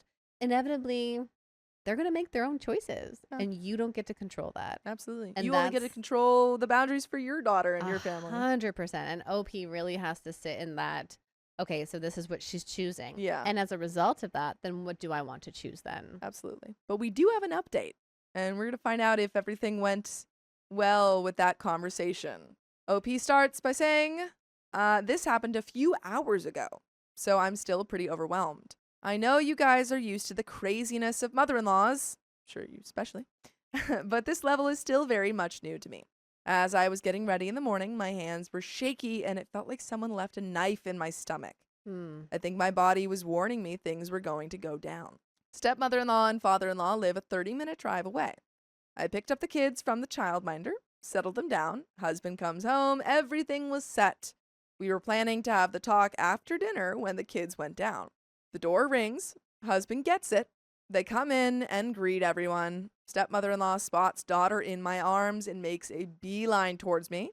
My darling, you're getting so big. Come to Nana. And we're not going to change her for that. Yeah. You will not change that. No. It's all going to be about your response. And also to knowing that as your daughter grows, she'll then get to decide. And Exactly. she'll feel it. Yeah. She'll be like, oh, grandma, no, What right? her She'll boundaries push are. away. Mhm. Because that's the work of children is they're supposed to individuate and differentiate. And they'll say, oh, no, get out of my face. I don't like that. They'll feel it. A lot of times as parents, we worry the impact on our kids. Instead, we need to trust our own values and what we teach our kids. Yeah, and They'll instill sense it. that sense of autonomy into them. Mhm. I said, actually, can you help me in the kitchen? And handed my kid to husband. She looked taken aback, but came along. At dinner, she spent the whole time fussing over daughter. I told her, your food is getting cold. She said, my princess needs attention. I said, she's enjoying her food. You should too. Kids get put to bed despite protests from stepmother-in-law. I come down to her saying, Panther seems very short today. I walk up and answer before husband. Actually, stepmother-in-law, we've been meaning to speak to you. All color from her face disappeared. Can I comment here? Mm-hmm. I'm thinking of the anxious protest. Yeah. Is that when people worry about distance and disconnection, they reach for more. Yeah. So I think of the parent holding the 8-month-old and the 8-month-old pushes away because that's normal. They want to go on the floor and play with their blocks. And then mom or dad squeeze, go, oh no, I can't let you go. Or if I'm, my kids are 10 and 8, if I'm with my 10-year-old saying, no, I can't let you, like, you have to stay home with me. It's this anxiety that when I feel him pulling away, I want to be closer. Yeah. Rather than trusting our bond. Trusting that they'll come I back. have a role here. Yeah. And if she did her own work, the stepmother-in-law, then she could trust that she's going to have a role. And maybe that's even something too for this person. Again, I don't know how it's ending, but to continue moving forward, give her one small special role that she can do. Is it feeding? Is it the bath time? Is it story before bed? So then she feels soothed, Involved. Sure. and that it's not this kind of like protesting and anxious pursuit. I sat next to husband, so we were across from stepmother-in-law and father-in-law. I told her I hoped she didn't take this as an attack, as we were greatly concerned. Since daughter had come along, she changed from warm grandmother to son to adopting a mother role with daughter. We wanted to make it clear we are daughter's parents. She started weeping. I handed over a tissue and continued. Good for her. Yeah, I'm glad that you are like, okay, Yeah. I recognize that you're sad, and I'm not going to try and fix that right now. I'm just going to keep going. These are my emotions. Mhm. And I always say to parents, I'm having this conversation with you because you matter. Yeah. And if we go to our core, what do we all need? We all need to know that we're important to the person we love, that we matter, that we're good enough, we're worthy, and we're loved. Yeah. And that she's doing this, I think it's so important. So entering hard conversations, they love and care about you. We have clear boundaries that she has continually crossed. I am daughter's mother. When she cries and I am 2 feet away, I don't appreciate stepmother-in-law rushing past me to pick her up. Daughter isn't hers. The weeping got louder and father-in-law looked annoyed. Please stop referring to her as your little girl or princess. You're her grandmother. But please understand your role. Please stop pestering me for FaceTime sessions when you've just seen her. Husband told her he could see she was upset, but our primary concern was our children, and we were worried about stepmother-in-law.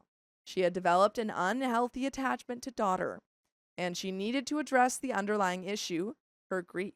If there could be anything that someone does differently, make it smaller. Yeah. When you go into too many things, her brain goes into overwhelm mode and she shuts down so she Having can't hear it. Just one issue that you're focusing on? Or maybe it's not even a specific issue, but maybe it's, and this all depends on who it is, because if we list things out, they might walk away and say, I can't believe they said that about me. Don't they see I'm trying my best and how much I love her? These are all good things. Yeah. So I wonder, even if we think about this, and I talk about how to do the boundaries in the book specifically, but if we think about what is the thing that she needs and just focusing on that rather than calling out all of those behaviors. Yeah. I don't know. What's at the root it's of it? tricky. Yeah. Like at the root is like, I need to feel like I'm the parent. Yes. And there are times where you step in really quickly. I know, here's my reassurance. And you always reassure because it softens them. I know how much you love this role. And I will just put my hand on my heart here for a moment, because I know when I do that with my clients, they're like, why do I have to reassure this adult? Yeah. Why do I have to reassure my mother? That's her job, right? It's frustrating. If we're going to be evolved and we are self-aware, we model it to them. So you say that to them. And then you say, moving forward, I really need you to slow down a little bit. Let me step in, and I'm going to make sure I call you in. Yeah. And how about this, right? That's kind It's of the gentle parenting.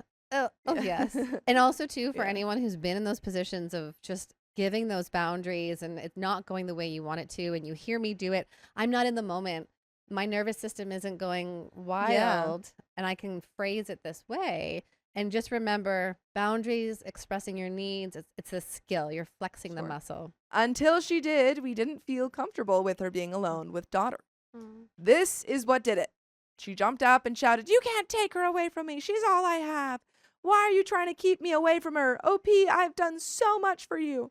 I was the mother-in-law that husband's bio mother wasn't. And this is how you repay me? By taking away my little girl? I don't have issues. I couldn't have children, and God himself blessed me with a family of my own, and now you're trying to take her from me." She ran out shouting daughter's name. We all sat there, stunned. I shot up and followed her, ran past her, blocking the stairs. I pushed stepmother-in-law back and told her, "Get out of my house. You're going to wake up my kids." My voice was firm and oddly unfazed, even though I was in complete shock. She collapsed, grabbing onto my feet, begging and wailing. Husband and father-in-law appeared shocked. This is a trauma response. Yes. Yeah. Husband unclawed her hands from my feet and lifted up her limp body. She grabbed husband by his face and wept, "Please, I'll do whatever you want. I'll listen to your rules. Please don't take her away from me. She's my little girl." Husband looked at father-in-law and said, "She needs help, more than what any of us can give her." Father-in-law snapped out of his trance and took stepmother-in-law's hand, trying to calm her down. She was still weeping as they opened the door. "Please, please, please, OP, please," was the last thing I heard before they got in the car and drove off. Wow. I just think about the stress of a family having to go through this. Yeah. That is incredibly difficult. And Just on trying your to set boundaries. your nervous system. And because these events don't just happen and you go to bed and don't experience No. it. Your body is literally processing all of this, and Yeah. it's so much. And this is the impact of not working through your own grief and healing. Yeah, I mean, it's clear that the stepmother-in-law had such a giant response to. I mean, OP never said you never get to see my Right. daughter That's again. all It's she just, could hear was yeah. the loss, though. You're Yeah, losing. You can't have her anymore. She's not yours. Yeah, when all OP was trying to do was set boundaries. I ran up to check on the kids. They were both fast asleep. I walked back downstairs and sat on the stairs. Then a husband sat down next to me, held my hand, and we sat there in silence for the next 5 minutes, mentally processing what happened. I called the childminder to let her know that she can't release the kids to anyone but me or husband. Hmm. And there is a third update, Uh-oh. but wow, yeah, Wow. A Okay, lot. so happened. we're trying to protect family, which is good. And this is now really up to father-in-law. Well, it to seems step like in. he's finally, at least in this moment, understanding how big of an issue this is. Because it seems Hopefully. like before, yeah, hopefully. Hopefully, because sometimes what could happen is they go home, she is able to regulate, and then they flip it all onto daughter-in-law and Mhm. make her the scapegoat. Yeah. And say she's the bad one. And this is the common thing that so many daughters-in-law experience, is that in-laws will say, we never had these issues before she came along, Sure. rather than going inwards and taking accountability. And so we would hope then that together they could say, I think we need to address this. And also, too, how powerful it is if father-in-law could say, we should go do this work together. Let's go and, you know, Yeah. find a therapist, and we can talk about what this was like for both of us, because they both went through Absolutely. the infertility and the loss. Well, I think that I'm not quite sure, but I think stepmother-in-law had that before they got married. Oh, okay. Yeah, so I And believe. still, I yeah. imagine it shows up in their dynamic, right? yeah. Like it would. I mean, And- it probably showed up in how she parented Opie's Yeah, husband yeah. and his brother. Yeah, or Yes. sibling. It's so important for people to recognize that one of the most powerful things you can do is to say to your partner, I believe you. I might not feel the same way. I might not be getting those nasty comments from my Yeah. mom like you are as daughter-in-law, but I believe that this isn't good. Well, I think it's just putting trust in your partner. We read a lot of cheating stories and stuff, Yeah. and I feel like it's a similar thing of, at the end of the day, do you trust your partner? Do you believe what they say? Because if you don't have trust. It's the security. We think of the 4 S's: secure, safe, soothe, seen. And that creates this attachment Yeah. in partnerships. Yeah. But we do have a third update, and we're not even halfway through the story, so this is a long one. A lot has happened. Everything was quiet for a few days. We hadn't heard from stepmother-in-law or father-in-law directly, but brother-in-law said his dad was taking care of the situation. Dear husband texted his dad that we were glad he was getting stepmother-in-law professional attention, but due to recent events, we'd be limiting contact and there would be no contact with the children until we saw great improvement. Visits would still be supervised. He replied, I understand and thank you. I took time off work because I was anxious. Apart from the whirlwind that was the breakdown, I thought the situation was contained. This is where the narrator in my life says, she thought wrong. I didn't want to leave the house for Mother's Day, but husband planned a whole day, so we agreed to celebrate. I felt guilty. In the back of my mind, I couldn't help thinking of stepmother-in-law, who we celebrate every year, and she was probably a mess. The morning of, I laid out my makeup and went to shower. I came back, and several products were gone. She in your house? Sorry, let's go back to the Yeah. Mother's Day piece. I often say to women and grandparents, if I'm working with them, that Mother's Day can be celebrated in lots of different ways, but generation today is saying it's supposed to be for those who are in the trenches. And that if your mother-in-law or your own mother really want a celebration, put it on another day. Yeah. Maybe it's earlier. Maybe you bring a flower basket on a different day. But I hear from a lot of mothers-in-law and moms saying, well, I'm the grandparent. I should be celebrated on this day. And instead of turning now, pass the torch to the mom in the trenches. Yeah. Yeah. I give mean, permission for that. Yeah. I assumed it was stress and that I must have misplaced them. After looking for a while, I just used different products and my spare brushes. We left for brunch at a restaurant 15 minutes from our house. It was chillier than expected, so I thought I'd grab jackets for my kids and be back before the food arrived. When I pulled up, I noticed the side door was slightly open. It's not a door that has a lock, so I assumed the wind opened it, but it was still odd. I went to close it and noticed a trash can had fallen over. The wind couldn't have knocked this over. It was full. Now I was on edge. I went to the front of the house, slowly unlocked the door, and closed it behind me. My heart was racing. I walked upstairs, past my son's room, up to my daughter's room, and the sight I saw horrified me. My daughter's clothes were organized in rows on the floor, not folded, but laid out. Outfits completed with shoes and accessories. There, sitting cross-legged on the floor, was stepmother-in-law. Whoa. All I could say was, what the F? Oh. She got up so fast and sighed like she'd been waiting on me. Thank God you're here, OP. I came to celebrate Mother's Day with the babies. No one was here. I couldn't decide on what outfit to put her in, so I laid them out to get a visual. I thought I was the one going crazy.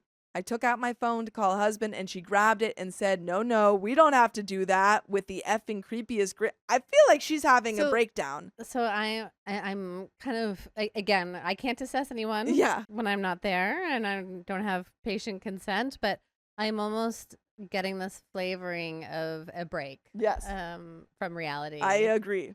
And someone commented, how does she have keys? I also want to know that. It feels like she broke in. She might have. Yeah. Yeah. Or maybe there's a house, a AITA key or something. My husband leaves our side door open all the time. Yeah. It could unlocked, be any right? of those. Other things. But yeah, this kind of losing touch with reality is a flag. Yeah. And when you have this, heartbreaking loss of a child previously that you haven't gotten over, worked through, and then you have this trigger of you can't see the kids anymore. Seems like it's all kind of come together to this moment. My heart was saying start swinging, but my head was saying she's unwell and clearly unstable. I told her she needed to leave right now. You're not supposed to be here. We're no contact. She said, but it's Mother's Day. It's the day God meant for mothers and children. I should be with my baby. I told her she's not your daughter. I am her mother. You're not even biologically related to her. I'm done with this. I snatched my phone back and started walking downstairs to call husband. And this woman was sobbing behind me. I called husband and told him. He wanted to drive back, but I didn't want him to bring the kids. Oh, okay. I thought the kids were there. No, she went back by herself because she thought while waiting for food, she'd go and come back. Okay. I was like, why are you leaving the kids upstairs? Okay, so the kids aren't there. She was just arranging the clothes. But I didn't want him to bring the kids, so I said, drop them at sister-in-law's house, then come. This woman was screaming over my shoulder, OP, is that husband? Is he bringing daughter? I knew you'd come around. See, this was a misunderstanding. Babies are supposed to be with their mothers. She started laughing. I told her, you're delusional. I can never let you be around them. You broke into my house. I'm calling the police. She sobbed, you can't. We're family. I'm not doing anything wrong. You're trying to keep her from me. Half of me wanted to beat the sense into her, but the other half was so freaked out, I thought it would be better for the police to handle this. I think that's probably a good idea.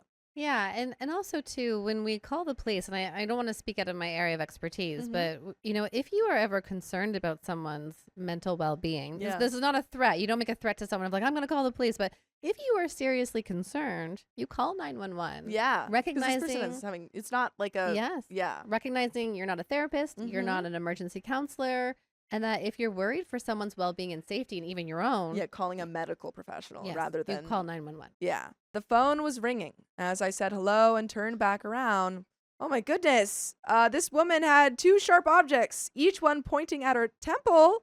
I never felt more powerless and horrified. She was sobbing that she couldn't live in this world without her baby. I tried to speak calmly, but I was about to faint from horror. She was screaming and sobbing uncontrollably, saying she couldn't live in this world anymore. It was too painful, too evil. I was crying now, half because I was terrified, the other half because what she was saying was horrible. I begged and pleaded with her, but I knew the only thing that would get her to put down the sharp objects was my daughter. I told her she couldn't do this. How would it affect daughter? Without her grandmother here, she needed her. She started to whimper and drop the knives. I picked them up. The police arrived. I mean, clearly this woman needs full-time care. Yeah. Yeah. This is not, She she's needs an just a bad assessment. mother-in-law. This is beyond that. It sounds like there is that break in contact of Yes. reality, and then also too the threat to self really Mhm. indicates that she needs more help. Oh, yeah. I mean, Yeah. father-in-law cannot, at this point, help her by And himself. this is traumatizing. Yeah. And I'm hoping then For poor OP, too. For OP, Yeah. she's going to now go check in with her therapist Yeah. because that is incredibly difficult. Having that responsibility of trying to walk someone back from that moment Mhm. is terrifying. The rest of the day was a blur. I remember husband, father-in-law, and brother-in-law arriving shortly. I remember screaming at father-in-law that he was weak and cowardly and that he needed to put her in a hospital where she could be psychologically analyzed. I felt bad at how I was screaming at him, but that was one of the most terrifying moments I witnessed. Stepmother-in-law went into psychiatric hold, and she's still in the hospital. Neither husband nor I have visited her, but sister-in-law told me for the first day she was screaming, "Just let me pass away," and crying for daughter. It's been a week, but I was told she's made improvements. And this is also too, I think people really need to hear this because for OP, Yeah. you didn't cause this. No. And I know so many people can easily fall into guilt and shame, even of like, I'm a bad person that I did this. You had every right to express boundaries. And also, it seems like the moment that you noticed that there was something wrong, you came to her and said, "I'm worried for you." It's not just we're setting boundaries. You can never. I hate you. It's I'm worried for you because we had a good relationship. I don't know how to feel. On one hand, our relationship is permanently damaged. I feel guilty because I know she's unwell, but a part of me will always feel she's unpredictable and therefore unsafe to be around. Me and the kids are going to our apartment in another state for a few weeks. My best friend lives a 10-minute drive away. We're also looking to move. This whole thing has been a trial, to say the least. And there is another update, but do you have any thoughts before we get into that update? The community and connection is Yeah. really important. Mhm. Taking space is important. Looking after yourself, you need to. Yeah, focusing on you, your husband, and your kids, because you've already done a lot. And the thing here too is the mother and father, you have to be well to look Mhm. after your kids. At this Absolutely. point, your children need you to be grounded and connected and secure and Mhm. attentive. Mhm. And I just love that she's doing that, but that's traumatic. Yeah, absolutely. But we have a fourth update, and guys, we are getting to the end of the story. But wow, what a crazy story. Hey guys, I'll give you a rundown of what's been going on. Stepmother-in-law is out of the hospital. From what I've heard from sister-in-law, her delusions have stopped, but she's very depressed at the reality of her life and what's happened. She's now attending therapy. The restraining order was granted. We spoke to our lawyers, and the breaking and entering charges were trickier than we thought. Honestly, we think she needs mental help more than criminal correction, so we decided against it. I agree. Yeah. It's this kind of, we're going to drop this. We're going Yeah. to focus on what's really important. And also, too, for father-in-law then to Mhm. be on board to see this. Yeah. And this is such a moment of distress. So I think we also want to understand that having delusions, well, even like, let's look at delusions for a minute. Mm-hmm. From a mental health perspective, this is anxiety to the extreme. Mm-hmm. So when we're anxious, we're worried that someone's going to break into our house. When we have a delusion, we believe someone broke into our house. Yeah. So it's the spectrum. And that oftentimes when we get to this place of having delusions or hallucinations, it's not just one thing. It's a series of stressors over time. Mm-hmm. And so this was a buildup for her. Absolutely. Yeah. We have a complete new security system that covers the whole grounds, new locks, new passwords. The house got put up for sale. I'm sad about this because it's my dream house, but too much has happened. Plus, stepmother-in-law and father-in-law live a 20-minute drive away, which is way too close. Me and the kids are temporarily staying in our apartment in another state. Stepmother-in-law has never been here and she doesn't know the address. My friends have been really supportive and my sister flew over. Still, I gave a picture to the doorman of what she looks like just in case. We finalized our will to ensure father-in-law and stepmother-in-law will never be the guardians of our children. I wanted to clear some things up from my last post. I don't feel sorry for her, as in I'll forgive her, poor her, she's not a threat. I feel sorry that this is an unfortunate situation, and it's a shame it had to end in no contact. Don't get me wrong, I felt sad initially, but not enough to place her needs above mine or my children's. If I'm being completely honest, even with the RO, I think she will still come for us. Hopefully the therapy will help though. And But, also yeah. too, if there was that break from reality, that was why she was in the home, not because Yes. once she has had that addressed, she would do it again. Yeah. Hopefully. I doubt she cares about legal repercussions. Sister-in-law said it took some time, but she doesn't seem delusional anymore. Just depressed, and that she cries all day that she won't see us for a long time because of what she did. I can't take the risk of her being around my children knowing what she's capable of. But they will no doubt try to guilt us into seeing them, especially with the birthdays coming up. I really hear OP setting boundaries for themselves, which is all of, and it's so unfortunate that you have to move and Yeah. make those decisions. And lose the house that, you Oh, loved. just crushing. And at the same time, though, you could stay stuck and continue to spiral. And why did they do that? Why did this happen? They should have to move. Yeah. They went inwards and made all of the agency for themselves. Yeah. And that's really powerful. The piece I'm thinking about here, and again, you have to decide that as a couple. It's never for someone else to judge what you decide to do. Mhm. And that no contact, maybe it shifts. Maybe at some point, we don't know how it ends, but maybe one day down the road, it shifts to low contact and that you meet at a restaurant. When she's proven that she's taken the steps that she needs to take. And only the couple can decide what will feel good for that. Yeah. Father-in-law promised stepmother-in-law that when she gets better, of course she'll get to see us. Father-in-law said that? I don't think he can make that promise. Brother-in-law stepped in and said that's not his decision, and we've made it clear that stepmother-in-law won't be around our children for a long time. She cried. The flying monkeys have hit us with full force. People from stepmother-in-law's church called husband rambling about how terrible the situation is and we shouldn't abandon her in her time of need. He hung up. The pastor of the church met with husband and he was lovely. He said we were taking the right steps to ensure the safety of our children. Maybe he can talk to all those people that are calling your husband from the church since he's in a position of leadership. We have vacation plans already booked, so we'll be out of the country for a few months. Unfortunately, we can't move out of the U.S. permanently. It isn't the right time for us. But we're definitely moving states. A fresh start is overdue.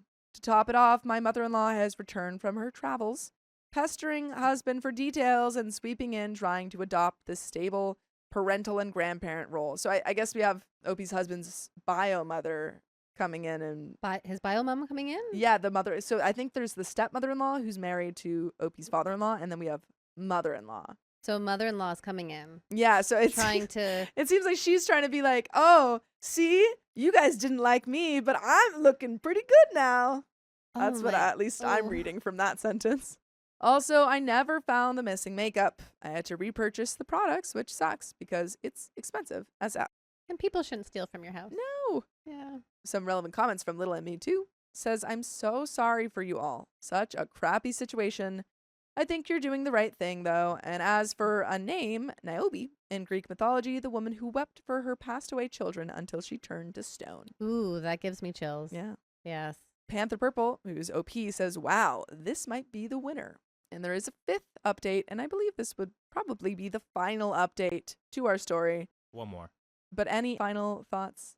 Oh, for we've OP? just taught. We've dabbled in so I much know. here. It was such a lot to unpack about this story. There's this almost generational piece that I'm curious about, and again, so adult children are not responsible for parents' feelings. Yeah, we can show up with empathy, kindness, validation, but it's not our job to soothe them and meet all of their needs. And I think that's really important for us to remember because holidays around the corner. Yeah. Parents are saying, and again, in unhealthy family systems, some of the things that show up, I outlined 10 in the book. So some of the things that show up are things like rigidity and control, where they'll say things like, we always celebrate on Thursday. You have to be here on Thursday. And then they weep when you say this year we're not coming. Like that's not healthy. Yeah. Healthy family systems can say, I feel sad that you're not coming this year. It is a tradition that I love so much.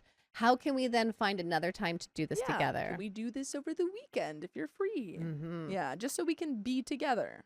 Because healthy families are not hinged on one event. Which I think is kind of going into the mother-in-law or Mother's Day of saying we can celebrate it on another day. Sure. If you're And doing also too, something I mean, together. again, these events have to work for you. Some families will say, it's fine. My mother-in-law wants Thanksgiving. We all show up. It's fine. There's another piece here where this generation of parents, they're doing things differently compared to previous generations. We don't want to pack up the kids. We don't want to drive. I'm in Canada, so snow. We don't want to drive through the 8-hour snowstorm with the 3-month-old and the toddler crying and the dog in the back seat. But other generations did that because that's just what you did. Yeah. And that was the right thing to do. And I think for so many of us today, we're so overwhelmed and burnt out and stressed. We don't have to list off the events for why we are. And we're choosing our own family traditions. Yeah. And our own things that are meaningful to us. Yeah. And so for healthy families, just remember that. It doesn't hinge on one event. There's lots of things that make a connected relationship. And if the stepmother could be a little more grounded, she could see all the other ways that she builds family. Yeah. And it's sad that OP lost that really seemingly important relationship she had with stepmother-in-law. Which is grief for her too. Yeah. Update 5. I can't go into everything because it's draining, so I'll give you the highlights. I've decided to go with Niobe because the namesake is eerily appropriate. A month ago, sister-in-law FaceTimed me. She was at Niobe's house helping her clean and came across a suitcase. So Niobe's the stepmother-in-law. Inside were pieces of my clothing, shoes I hadn't seen for months, bras, gloves, and a bunch of random stuff, including hair ties and perfume. When asked about it, Niobe said she used to take things of mine no matter how insignificant. She wanted to make things more familiar for daughter when she was here. She was asked about my makeup, but Niobe said she couldn't remember if that was something she took. That wouldn't be so out to the left field if she had said, Yeah. can I make a space? Like, how could we do this instead of doing this in secret? So Yeah. I know that many grandparents build this healthy nursery setup so that baby will be comfortable. Yeah. But you have to do it in joint with the parent, Absolutely. right? It feels because here she's trying to adopt OP's kind of visage to, take this daughter. So the mystery of the missing makeup is still unsolved, but a lot of weirdness nevertheless. For the first few weeks, father-in-law bombarded husband with calls and texts he never picked up. That's hard because that's the father-in-law not respecting boundary for space. Yes. That's the anxious pursuit. And it happens often when adult kids say to their parents, I need a pause. Yeah. I just need to take space. We're going to work through this, but in order to do that, I need space. Yeah. Then that parent goes into the anxious pursuit and they call and they call and they call and they're making it worse. And then they lose, they might have had a chance to reunite in the future, but they lose that chance. Turns out father-in-law would call anytime Niobe was having a hard time to convince us to let her have a FaceTime session with the kids, which I don't even think would help her. And I feel like he needs to be working more with the professionals that hopefully are, working with stepmother-in-law rather than just giving in to all of the demands that she has. Our children adapted pretty well. After our conversation with son explaining why they won't be seeing their grandparents, he hasn't really struggled or asked. Niobe is making steady mental progress. She's not delusional anymore, but she still has her own issues. Her and her church minions have convinced themselves that my actions are far too drastic. Oh, and they are scapegoating the daughter-in-law instead of making it about what she did. That was not okay. And it's just very frustrating to me because it feels like all of these church people are kind of like vultures around this clearly unwell woman and inserting whatever their own thoughts and feelings are about family dynamic onto a person who is struggling and needs a lot of help. Just specifically these people. It's almost this self-awareness skill that when someone tells you a story, you practice questioning, what information do I not know? Yeah. I do this with my friends. My friends will come and we'll have dinner and they'll say, oh, so-and-so's having these marital problems. And I'll say, well, that's really interesting because, in a marriage, there's two people. Yeah. And while you only hear that story, what's the other side that you're not hearing because there's a dynamic? Yeah, so there's a bias that comes when you hear a story. The church friends, yes, you're friends, you're supportive, but at the same time, how powerful if you're a mother-in-law watching this to then say to your friend, like, maybe you need to respect this. Maybe you need to see things from her perspective. Absolutely. They claim I used this opportunity to isolate my husband and children from their family. They also tried to rewrite what happened and said I exaggerated and manipulated Niobe's breakdown. Every couple of weeks, I get calls from people asking me if various rumors are true, including that I cheated on husband and convinced him to move to be near my lover. Please laugh with me. When they found out we were moving, they flipped out. The following conversation took place. Niobe, she's taking this too far. I understand I was in the wrong, but to move to another state? Wait, is she planning on leaving to England? She can't do that. Brother-in-law says, yeah, I don't think you have a say in that. Niobe, I'm still their grandmother. She can't do that. We're not planning to move to the UK anytime in the near future, if ever. But either way, she's not seeing my kids, so why would it matter? Fast forward, this woman and equally unhinged father-in-law decided to take a lovely trip to visit London when they were in Europe. Thanks to everyone being tight-lipped, we were in Asia on vacation, so she missed us. That didn't stop her from trying to call my sister, asking for her address to stop by and catch up. My sister gave her a stern talking to and pretty much said I'm not as patient as my sister. Call me again and we're going to have big problems. We're heading back to the US, so I'm sure our return will invite another level of crap. By the way, you should return to listening to full episodes of stories just like this. Just go to Spotify, Apple Podcasts, or iHeartRadio and search up OK Storytime. But there is a final update to this story. I think that OP might need to get a new number, which is what a lot of people are saying. If you keep getting harassed by people on your phone. How do you keep setting those boundaries? She's not going to change. She's going to keep trying. So how do you keep creating that space and protecting your peace? Absolutely. And also, too, we need family on board on this. And so her sister sounded like she protected, and that was important. And the brother-in-law as well. So it seems like you've got and it sounds like father-in-law can't do that, though. And so that might also require then son to say to dad, listen, dad, this isn't okay. Yeah. You need to stop. We're taking this space because that distance is not being respected. Yeah. It's just sad because the father-in-law is not helping his wife by doing this. And it doesn't seem like she really has anyone on her side except hopefully a therapist or some, medical professional. But it makes me question why. Yeah. Why doesn't the father-in-law be more in there? And I think of the relationship stuff. A really healthy relationship is about challenging each other and influencing each other. We know from research, couples who allow influence are more satisfied at follow-up, especially men when they allow influence. Yeah. And so if they're together, he could then be doing this work with her and refocusing. And when we set boundaries too, father-in-law could not just be to stop focusing on this, but instead, let's go take up Tai Chi. Let's go to the movies. Let's explore this country we never got to do before. Let's go to the Rocky Mountains, right? Yeah, something to take the focus off of go her live their obsession. life. Yeah, and find yourself and your, who you are away from this daughter. Yes. But there is a little bit left to this story.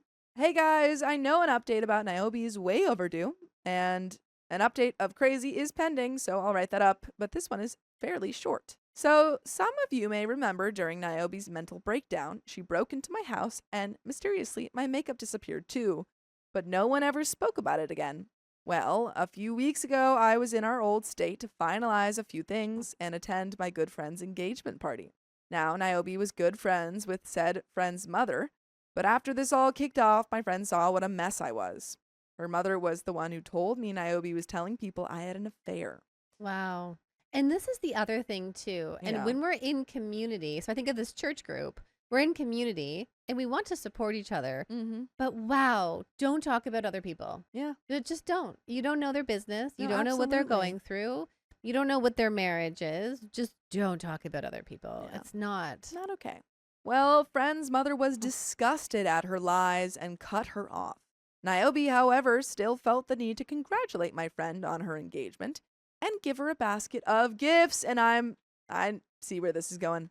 So I asked my friend what she got. She went upstairs and grabbed the basket.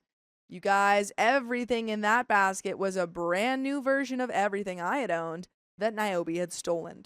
The exact foundation that went missing, the bronzer, the lipstick, all my shades, which is crazy because my friend is pale, a lingerie set, hair ties, and perfume. To say we were creeped out is an understatement. I don't know. It would be really weird if I received a lingerie set from, my mother's friend.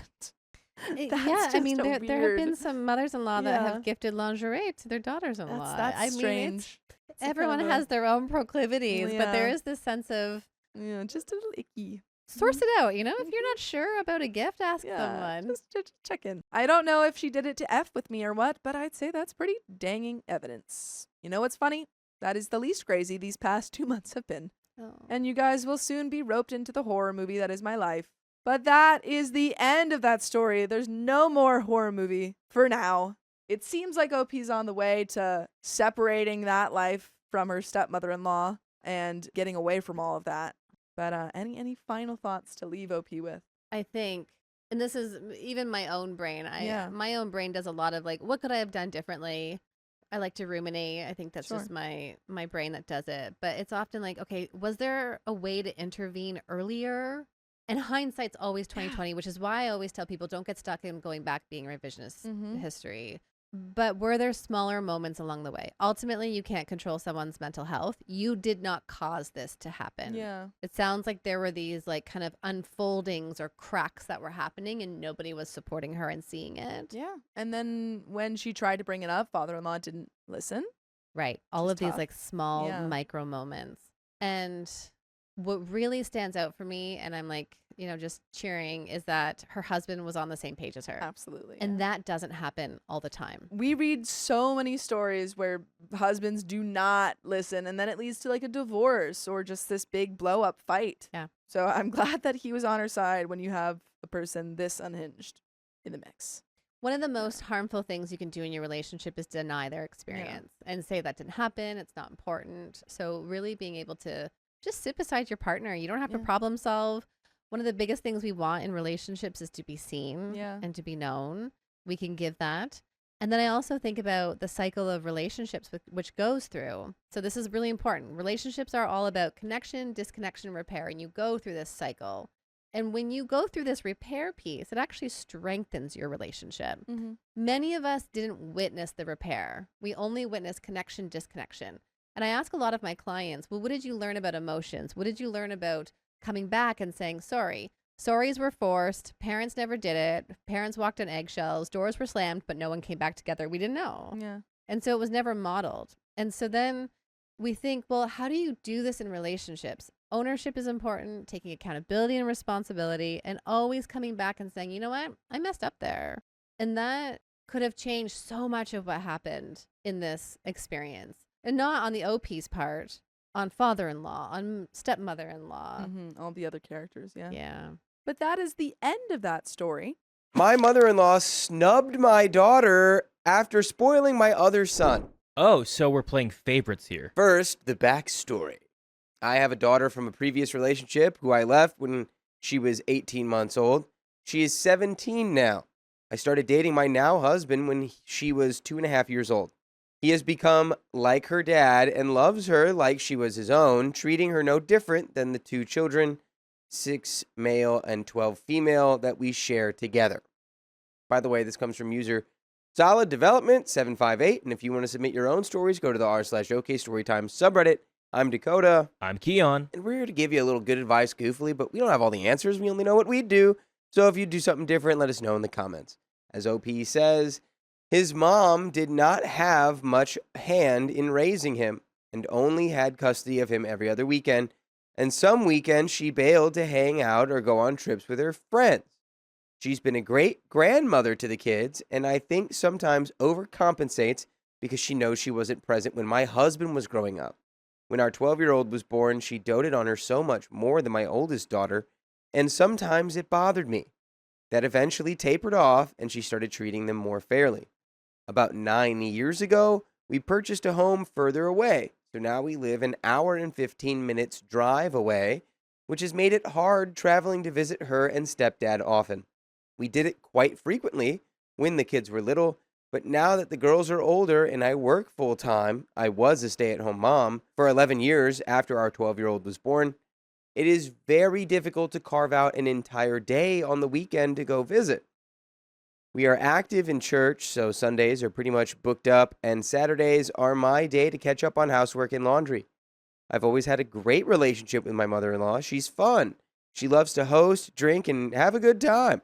It started going downhill last year when our oldest turned 16. She wanted a party with just her friends. They spent the day at the skating rink and came back to the house and ate junk food and watched movies. Like typical teenagers. Mother-in-law was not happy that she wasn't invited. She made several comments to my husband. I am of the mindset that it isn't always my responsibility to make plans for grandparents to spend time with grandkids. they should take initiative sometimes too. We have always been the ones to go and do, and they never offer to come to us. They spoil the kids with monetary things, though, so my husband has always been in the mindset that that's enough, and that's how they show their love. Fast forward to this year, my husband and our son have birthdays one day apart, and this year my husband turned 40. I threw a big surprise party for him under the guise of it being for our son. Got him out of the house so I could decorate and pulled it all off without a hitch. I invited mother-in-law and stepfather-in-law along with lots of our close friends, about 40 people. And mother-in-law didn't speak to me at the party, but said a couple of words. She made several comments about how she was shocked that I didn't invite stepbrother and his wife, who live 2.5 hours away from us. We only see them about once a year, and honestly, it slipped my mind with the already large guest list. Husband took up for me and said, my wife has a lot on her plate. She's working full-time and taking the kids everywhere and planning all of this. I'm sure she didn't mean to slight them. Mother-in-law made several comments about it even days later. Mother-in-law gave our son birthday gifts at this party, a card with $60 in cash, a bag full of clothes, and a large gift bag with lots of toys. About 2 weeks after that, our oldest daughter, my bio daughter, my husband's stepdaughter, turned 17. No card from mother-in-law. She usually gives a card with at least $100 on top of little gifts, favorite candies, etc., but nothing. She texted her happy birthday, but that was it. Oh, Dakota, come on now. She's got favoritism for her son's biological children. No, I was also going to say a mother-in-law never forgets. Like an elephant. Yes. Because someone wasn't invited to a Sweet 16. Oh, that's so lame. It's like come on. You can't expect to go to the Sweet 16 with all her friends as a grandma. Nah, grandma's cool. Grandma's hip. She can get with the kids. It's like the age you are not hanging out with grandma. Come on. I noticed, but I didn't want to draw attention to it. The gifts and money don't mean anything to me, but it hurts me for my daughter when her brother got showered with gifts only a couple weeks prior and she got nothing but a simple text. My husband hasn't noticed that I know of. Now I'm making plans for Thanksgiving, and my husband wants to invite mother-in-law and stepfather-in-law as well as some out-of-town family we'll have. No problem. He feels like we've left them in the dust the past couple of years on Thanksgiving. So, no problem. Last year, my mom with dementia and brother with health problems came from across the country, and the year before we spent with my family out of town. I mentioned the plans to my oldest as she has a boyfriend and will want to spend part of the day with his family, and she said, why are you inviting mother-in-law and stepfather-in-law over father-in-law and stepmother-in-law? I'm still a little salty about my birthday. That kind of hurt. We are much closer with my husband's dad and his wife, and they only live about 20 minutes away. Now, my dilemma. If you just read all that, thank you. It felt good to get it off my chest and air it all out. My oldest obviously noticed the signs, and it hurts her. My husband could be oblivious, and I kind of want him to know. I'm nervous because of the comments he made about how we've left his mom in the dust the past couple years, and because she gave him such a hard time about not inviting his stepbrother's family to his birthday party. He feels like we do have other priorities besides his mom, and he's not entirely wrong. We are homebodies and have a handful of close friends as opposed to a bunch of acquaintances.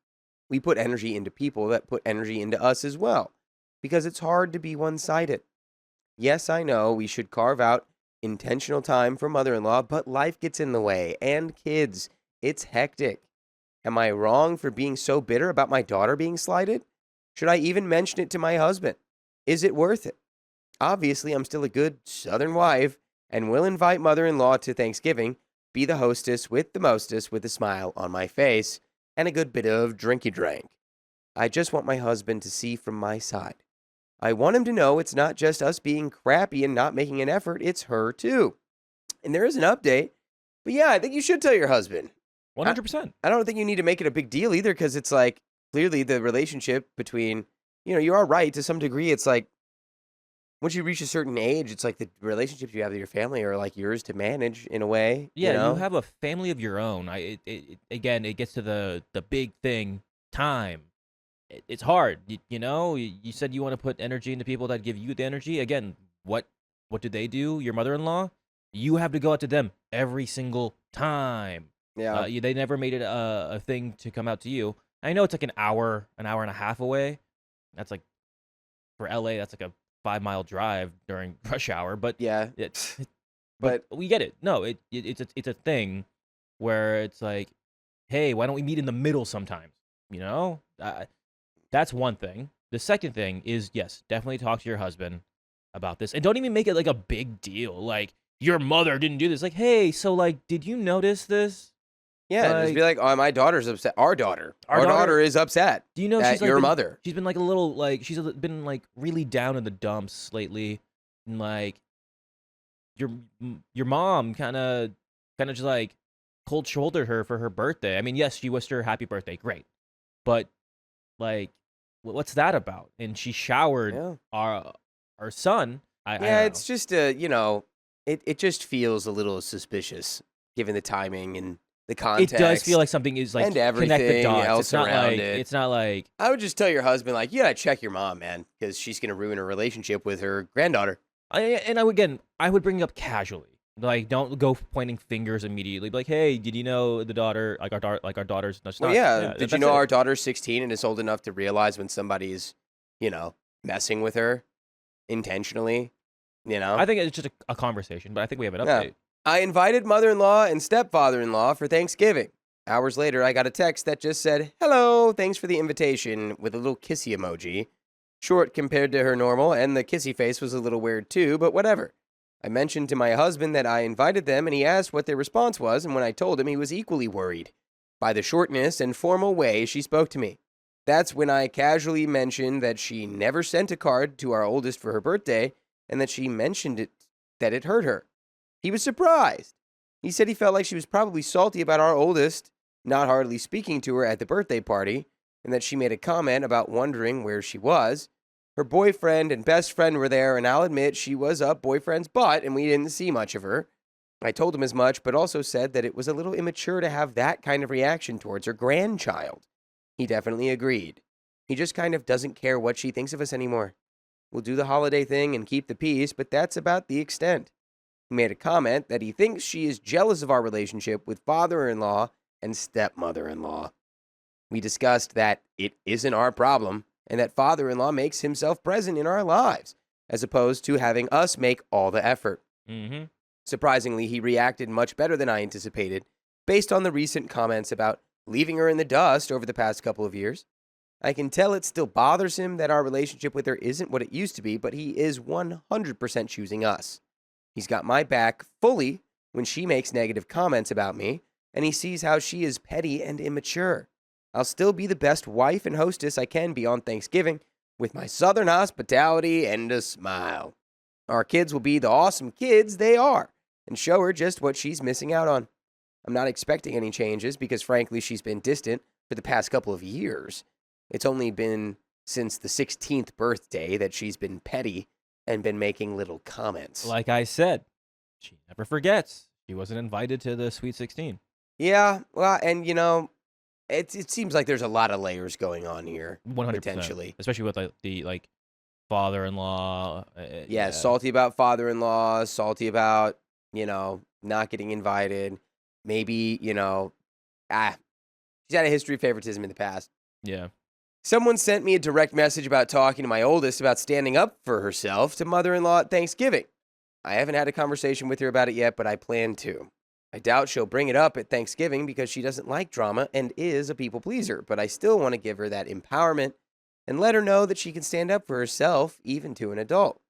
Wrong is wrong, and respect your elders is only valid if the elder is being mature and respects you as well.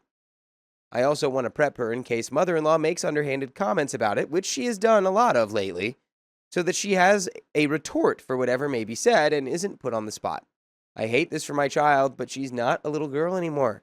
As parents, it's our job to teach our kids how to handle conflict, drama, immature people, and to help them grow a backbone for themselves. And by the way, you can listen to full episodes with stories like this on your favorite podcast platform, iHeartRadio, Spotify, Apple Podcasts, wherever you go. Just search OK Storytime. and you can listen to the full archive whenever you want. Love it. We have a little bit more story left here. Yeah, honestly, I think it's Good on your entire family. Good on you, OP, that your husband acknowledges everything and he's choosing your family first. And he's like, yeah, that makes sense. Like, this is how it's going to be. It sucks, but yeah, it's reality of things. And I think you should have a conversation with your daughter. And, good on you for being like, hey, as parents, we should be doing this and, showing that they're going to be adults soon and they should stand up for themselves. So good on that. Yeah. I think it's a valuable time to teach them the skill of, like, how to disagree or argue without being, like, mean and rude. Like, I feel like that's kind of lost upon a lot of people now, that you can have an argument and it doesn't have to be like a category 5 like blow up shouting match. Yeah. Yeah. Like, okay, hey, I disagree with you and like I'm gonna call you out on your BS and that's that. And if you don't like it, sucks to suck. Yeah, I think a lot of good moves were made here. Let's finish this story. Yeah. It's hard to not want to be Mama Bear and take everything on ourselves for our kids, but that doesn't do them any good for their future. I doubt I'll be updating again unless something happens at Thanksgiving. Thanks for all the comments and adding a little fuel to the fire that was already a little spark, but easy for me to just gloss over, and the encouragement to talk to my husband. He's amazing and had the best response, and I love him even more for having our back, instead of siding with his mom and her guilt trip. I guess my daughter gets her people-pleasing for me because I was nervous to rock the boat and draw that line in the sand with him and point out that his mom was out of line. I don't want to be the reason he distances himself from his mom, but you all repeatedly pointed out that her actions were unacceptable and it justified my anger more. And that is the end of that story. Yeah, there you go.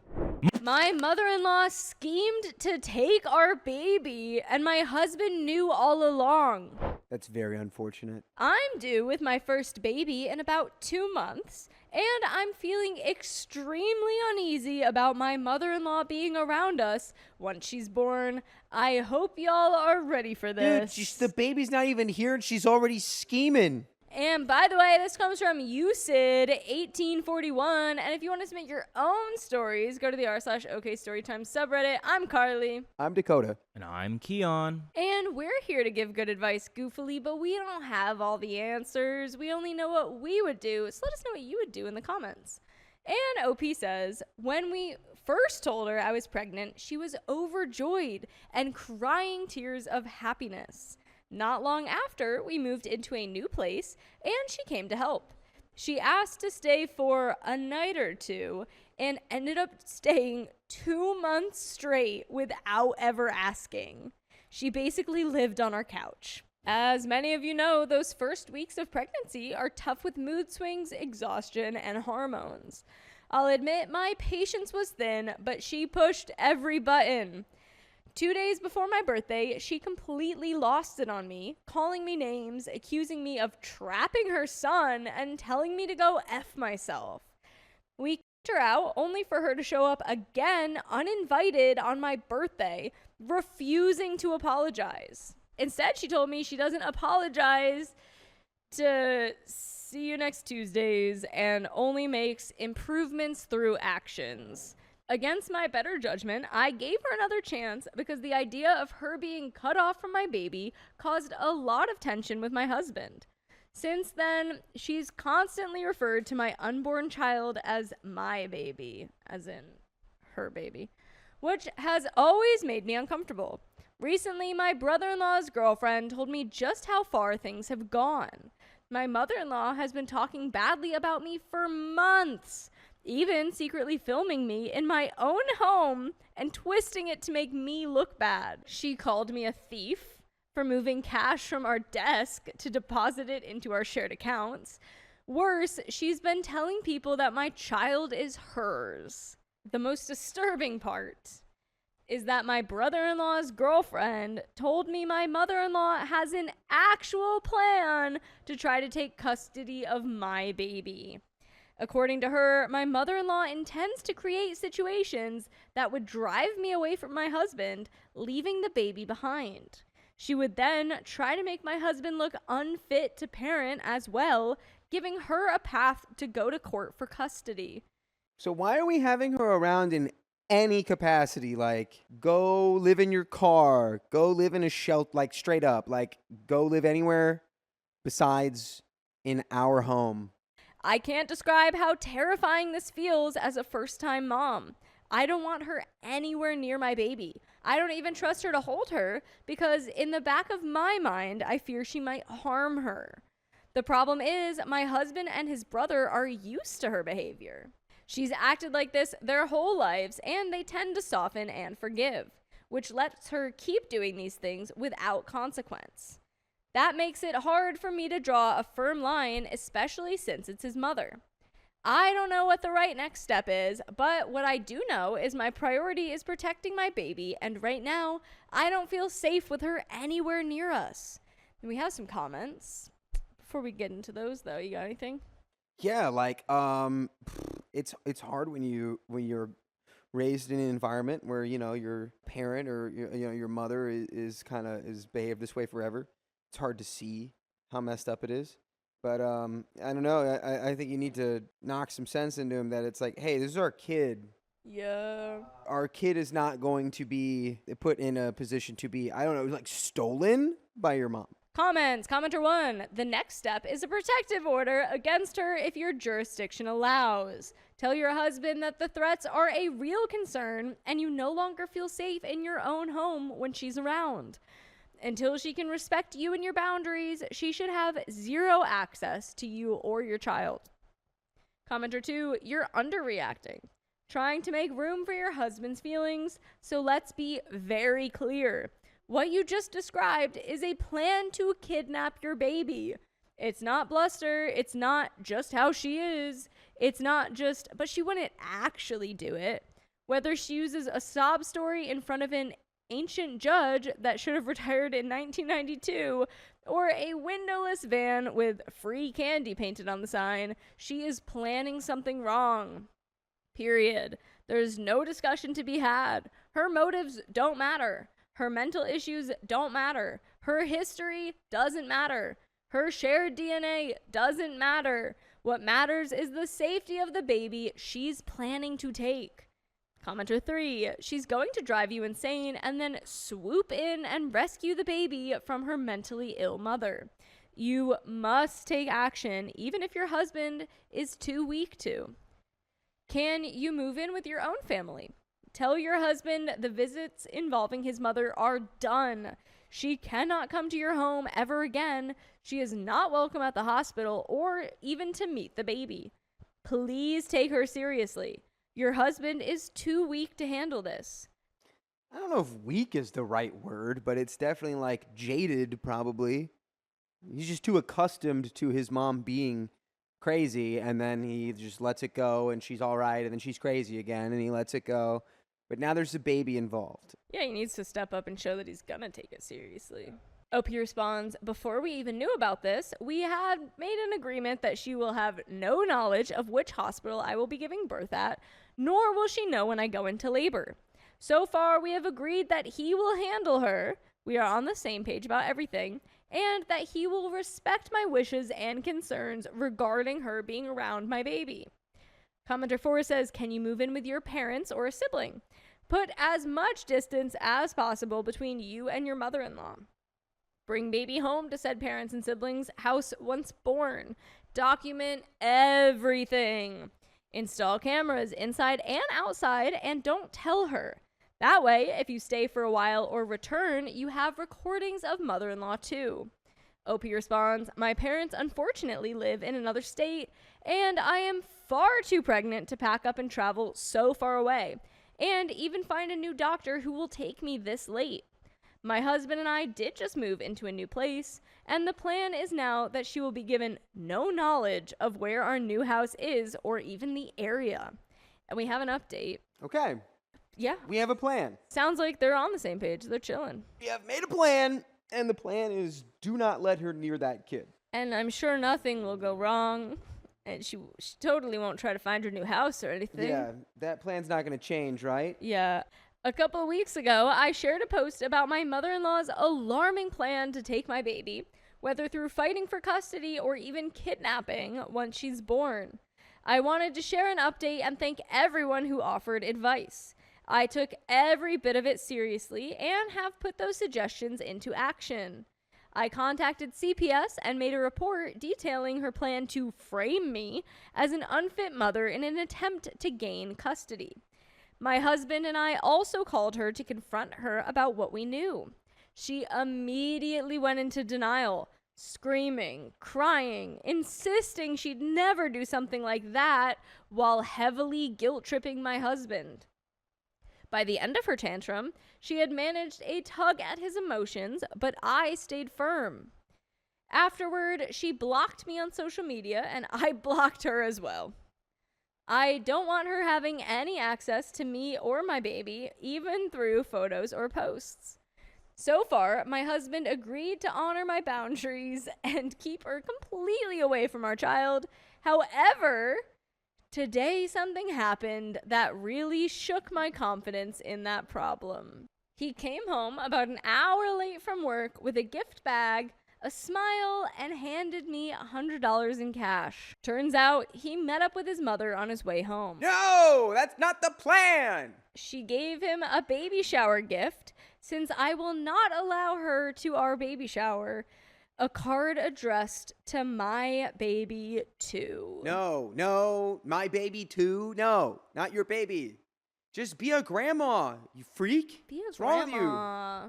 That specific phrase was something I had already told him makes me extremely uncomfortable, as she's repeatedly referred to my daughter as her baby. He brushed it off, saying I was overreacting and that it was a nice gesture. Mind you, I have been asking him for the last couple of weeks if he had heard from his mother, to which his answer was always no. It got worse. Inside the card was $200.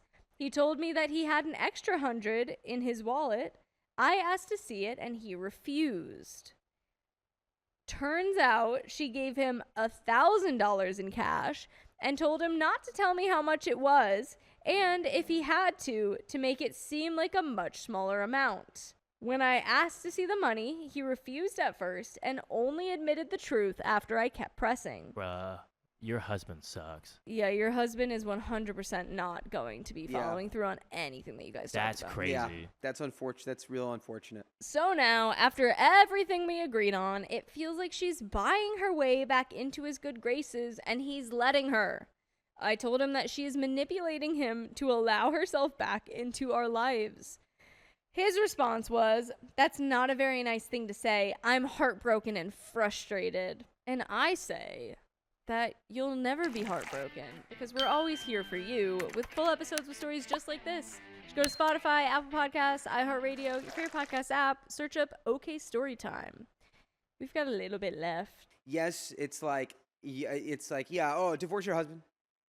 But like, you're pregnant, about to start a life with a child with this man. There still So needs it's to gonna be be way harder to just, it's easy to say to do that. But like, I think maybe in this context, threatening to divorce might make him wake up.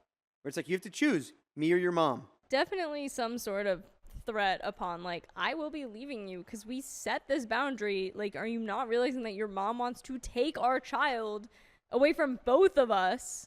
It's not good. I don't like it. I hate that it feels like it's them versus me right now, especially at such a vulnerable time in my pregnancy.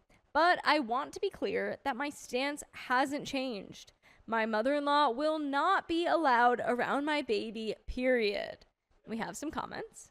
You might need to go to your family now and have baby there. Call this a wake up to your husband. Be blunt. You've lost faith in him to protect you and baby. So for now, you won't be anywhere she can get to you or baby. Someone replies, even better, if possible, if you have family in a different state, go there, especially a state with better protections for the mother and no grandparents' rights. Heck, if you have to, get a family member to move there with you. It makes a custody case that much harder if they have to cross state lines to pursue it, especially if it's a sizable difference. And if you already live there when the child's born, then that by default is the state of residence of the child, as opposed to if you go after having the child. He can try to pursue kidnapping charges or just generally get you into a lot of trouble with the court over it. And that's the end of that story. Sometimes you just gotta really put it all on the line. Yeah. Ugh. It's better to get it out there now before you have the baby that your mother-in-law tries to kidnap. It definitely takes some form of protection against this because that's horrifying. I'm claiming custody of my son even before he's born. Well, I mean, that sounds about right. So I, 28 female, am pregnant with my second child, a daughter. My first is 7 years old from a previous relationship. My current partner, 34 male, and I got into a fight today following several other fights about my 7-year-old. By the way, this comes from HatFlat7690, and if you want to submit your own stories, go to the r/OKStorytime subreddit. I'm Sophia. And I'm Angie. And I'm Keon. And we're here to give good advice goofily, but we don't have all the answers. We only know what we do. So let us know what you do in the comments. And OP says, my 7-year-old doesn't like him. Generally, she's one of the most kind and polite children you'd ever meet. I've been told this by countless people, but she's not very fond of my boyfriend. It became noticeable because she would forget to say hi or bye to him, even ignoring him at times when he'd say it first. When I'd ask her why, she'd say she forgot to acknowledge him or didn't hear him. Several talks and months later, I got her to understand that it's rude to not greet people, especially in their own home. She now says hi and bye, but that is pretty much all she says to him. If we're all in the same room, she'll usually only talk to me, only show me things, or only look for me when she needs help, even if he's clearly available. After talking some more, I got her to admit she didn't like him. Her reasons were because she feels I spend more time with him. Before we moved in with him, me and her had slept in the same bed. I kept my relationship somewhat separate from her. This is the first time she's experienced me in a relationship this serious, so I can see why it would be an adjustment. When I have her Wednesday through Sunday, she's with her dad Sunday through Wednesday. We practice Spanish, cook together, sometimes craft or play outside, so I do spend a lot of time with her. After another talk, she admitted she wanted me and her dad back together and wasn't really interested in getting to know my boyfriend. I asked her if she'd rather live with her dad, and she said yes, because she has more fun there. With all of these talks and all of her different answers, my boyfriend labels her as a liar since her reasoning in the beginning was because she forgot to say hi and not because she didn't like him. I think she's just a regular 7-year-old trying to understand her own feelings. This has caused him to feel like he can't trust what she says and has taken it as far as saying that I'm not parenting correctly since it hasn't gotten better. He says he doesn't want a liar around his daughter and will keep my 2 girls apart. Oh. No, I'm sorry. I don't like that. I'm sorry, he's calling your 7-year-old daughter a liar because she didn't feel super comfortable around him? Yeah. I just don't like it. I Yikes. just don't like what he's doing here. Me neither. While I do understand him being upset about feeling her not liking him or including him in anything, I feel he's being extremely dramatic. Regardless of my differing opinion, I've tried to explain to my daughter that most people don't feel like it's okay to have someone that doesn't like them around their child and that she needs to try and be his friend. On the other hand, my boyfriend and I have been fighting for 2 nights straight because I believe he should also be putting in extra effort as the adult.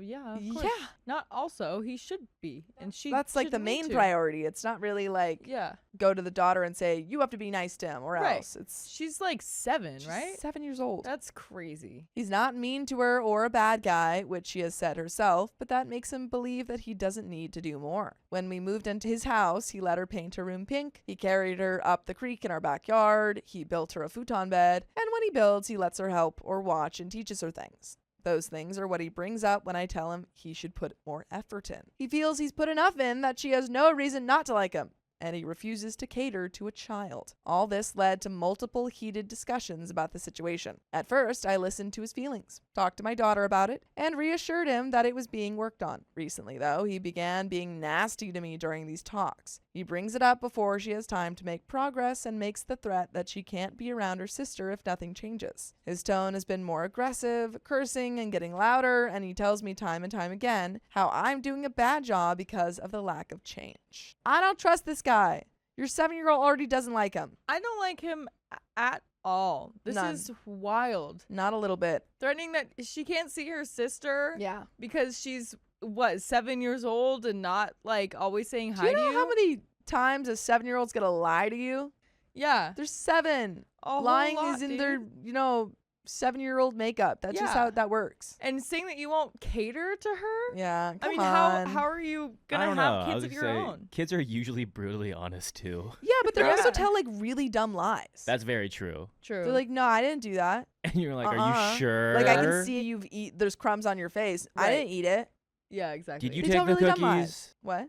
Did you take the cookies? They're like, no. No. Yeah. And there's also just a reason that, she's not saying hi. Like maybe if you were nice to her, didn't make her feel so scared of you, then maybe she would want to say hi. Yeah, Yep. the fact that you're making a kid uncomfortable, I get it, but like to be offended by that she's like not cool with you by a Yes. 7-year-old, come on. Come Yeah. on. I think we need to break up with this guy. I for agree. sure. I'm 8 months pregnant and getting fed up with the pressure being put on me. The more aggressive he gets, the less willing I am to just shut up and listen. That alone is another issue.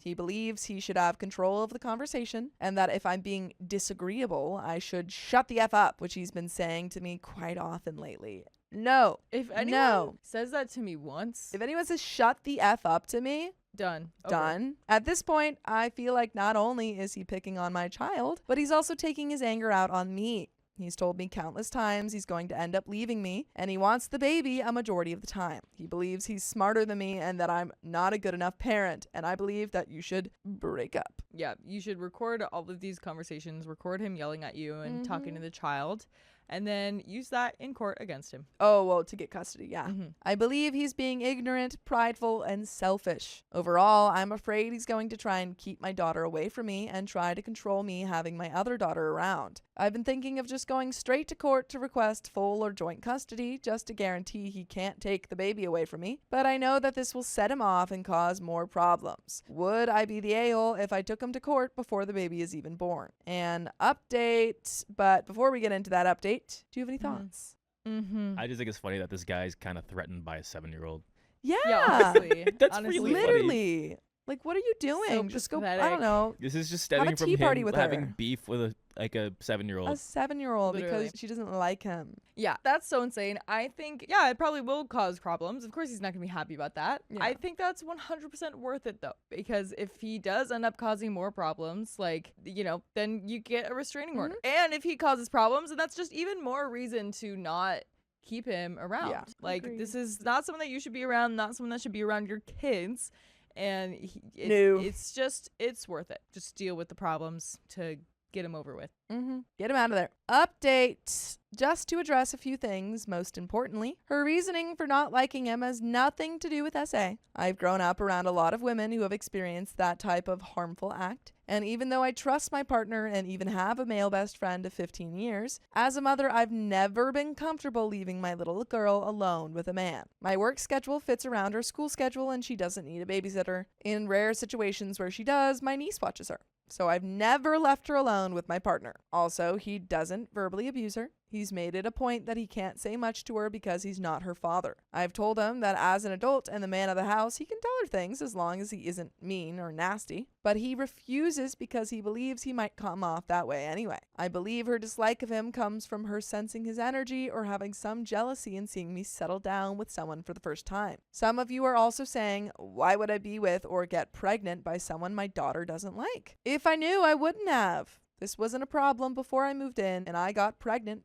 fairly quickly afterward. For all the nasty comments about child support, that's the furthest thing from my mind. He makes more money than me, but I make a decent amount and never asked him for money. It might be a pride thing on my part, but I do it on my own before asking him to step up and do what he knows he should. Money is not an issue. Moving out of state isn't an option as I'm a cosmetologist and my license is only valid in the state I'm in. Also, my daughter's father and school are here and I'm not willing to leave my daughter for too long. All that being said, I packed and left yesterday. I'm at my brother's for the time being. The last fight my partner and I got into, he did end up telling me to get out Friday. So Saturday I spent the day at my mom's with my daughter and Sunday morning I dropped her off at her dad's and went to work. After work, I went home and started packing immediately. By the way, you should go listen to full episodes immediately. The stories just like this. Just go to Spotify, Apple Podcasts, or iHeartRadio and search up OK Storytime. There is a little bit left of the story. do you have any final thoughts? Well, I'm glad she seems like she's getting out of there. Yeah, man. Hopefully she goes to court and does get custody. And just to be sure, the 7-year-old is not his daughter, No, right? Okay. she has 7-year-old with another guy. That's right. But she's having the new baby with this boyfriend. Right. Yeah, I think get on those recordings and Yep. screenshots of all of your text messages and stuff. And get out of there. Yeah, at the very least, so you can get joint custody. But before you Very even least. think about taking him to court, definitely make sure you have an exit plan Mm-hmm. and a place to live. Yeah. Alex from TikTok says, if you can't control your own kids, it's your fault, not the partner's. Wait. Agreed. But also, I don't think it's on the partner to control your kid. However, I don't think this is a problem of controlling her. Yeah. Rather, she doesn't feel comfortable around him, and he's making no efforts to fix that. Exactly. He's saying that it's a problem that she's not being controlled, but there's no grounds. But we got a little bit of left of the story. All right. I only waited to avoid my daughter being in any of the chaos of packing and moving. When he realized what I was doing, he seemed shocked and claimed not to remember telling me to leave. He ended up apologizing a bunch, saying he didn't actually want me to go. We talked for a bit, but ultimately I stood my ground and left. I feel broken, but I'm safe. Thank you everyone for the advice and resources. I didn't expect to get this many comments, but the reassurance of leaving being the right decision makes it easier. I know it might have been the clear option for a lot of you, but it's hard to accept that I put myself and yet another child in a position of a broken home with no way to repair it. And that is the end of the story. My sister-in-law made us parent her own son as if he's our son. Ridiculous, but also I think that's a little delegation. Maybe she's just a good businesswoman. Yeah. But this is directly from the r/OK Storytime subreddit. My husband, 31 male, and I, 30 female, have no problem helping my sister-in-law, 37 female, with her son, 3 years old. But the care that's become expected of us has made us uncomfortable. If we don't intervene with our nephew's behavior, he becomes out of control because we're the only ones willing to parent or discipline him. By the way, this comes from Need to Share This 626, and if you want to submit your own stories, go to the r/OK Storytime subreddit. And I'm Angie. I'm Riley. I'm Sophia. And I'm Sam. And we're here to give good advice goofily, but we don't have all the answers. We're just going to guess what we would do in this situation. So if you would do anything differently, let us know in the comments below. So, OP says, some backstory on sister-in-law. Nephew is her second child. Her older son is 14 male and lives with his biological father and has recently gotten into trouble with the law. Uh-oh. My husband and I have decided to distance ourselves from him without telling the in-laws to avoid drama. Younger nephew has a different father who's in the military and currently deployed, so nephew is with sister-in-law full-time. Sister-in-law divorced nephew's dad because he cheated after the nephew was born.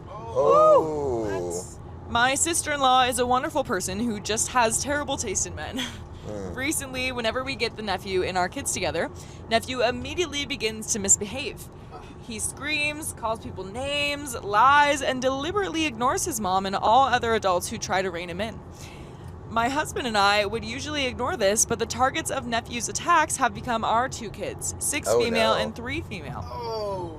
Yeah, you gotta defend your kids. For sure. To protect our kids, my husband and I have started calling nephew out on his behavior and even scolding and punishing him, something we're both very uncomfortable doing to another person's child, even family. What makes it worse is my in-laws praising my husband for taking charge while my sister-in-law says nothing and doesn't try to stop her son from misbehaving.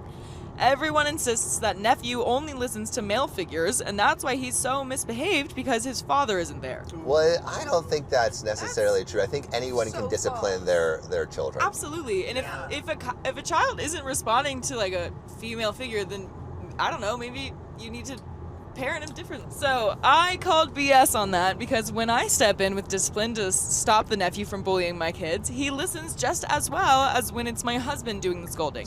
Nephew's behaviors have only gotten worse, and the disciplines my husband and I implement mean nothing once we're no longer around because nephew knows that no one else will intervene. Things finally hit their breaking point when I heard nephew calling my eldest daughter names. My eldest daughter has autism, so she took what her cousin said to heart and began repeating what he said to herself whenever she would struggle with something. Oh my gosh. That's heartbreaking. That is terrible. She really internalized his words because she knows he's family and believes that family is meant to love you unconditionally. I had originally thought her calling herself these names was because of bullying I missed while tutoring some kids her age at the house, and had pulled her from my class as I tried to figure out who had said those things to her. You can imagine my hurt to learn that it had been her own cousin who hurt her in such a way. For the record, I have never let them play alone, and I've always been close by to keep an eye on them, but I had missed the whispers until they were no longer whispers, as nephew tried to get my youngest to repeat them to her sister. Luckily, my youngest realized how bad those words were and didn't follow suit, instead distancing herself from her nephew to play solely with her sister. I'm gonna double check if this kid is 3 because this sounds crazy. I'm like, why is he so smart? Yeah. I just recently had my 3rd child, who is only a few days old, and my husband and I are trying to decide what to do about sister-in-law and nephew because we feel uncomfortable having nephew around our kids, but we know that sister-in-law needs the help. There's a long backstory about my relationship with sister-in-law and in-law drama that once led to a year of no contact with them. I worry that if things don't change, my husband will have to cut off his family once again just to protect me and the kids, but that isn't something that I want him to have to do. My husband and I are sister-in-law's major support system, and I would feel bad about cutting her off, but I'm starting to think that will be the only way to preserve my children's peace. Any advice, please? And there are some comments, but yeah, I don't know. I feel kind of conflicted because part of me thinks, like, you know, if this child is acting out and is only kind of behaving around them, I wonder if they could possibly talk about adopting the kid. And hear me out, because Whoa, wait. Hear me out. You're like, wait. This kid is causing so much trouble. Instead of giving him a little distance, let's bring him in closer. So yes, Closer. Yeah. that could definitely cause problems, especially for the kids, because it's like, oh, you know, we don't want to play with this 3-year-old because he's, you know, hurting us, if any, like, mentally and I don't know, physically, if not, but so that probably wouldn't be the best to keep him around the kids. But I just think about that 14-year-old, and I just think, like, if this 3-year-old is saying these things and is knowing how to hurt people like this, and I feel like you grow up so much faster with some sort of trauma and, like, a hard upbringing, and if he's only 3, True. I feel like if he did grow up in a better home, then I feel like this wouldn't last forever. Yeah, I mean, I think that, like, if you believe that you can take on another kid, that would probably be best for the kid. But if you don't, / you think it'll hurt your family unit, I think you have to protect your family unit. Right. But we do have some comments. Comment number 1 says, I don't think you necessarily need to cut them off, but you do need to set boundaries. Yep. Your husband needs to sit down with his sister and explain that being put in this situation makes him uncomfortable, and ultimately it's not going to be best for her son. If the child's parent is present, they need to be the ones to step in to stop or redirect behaviors. If he isn't listening or respecting her, it's because he has learned that he doesn't have to.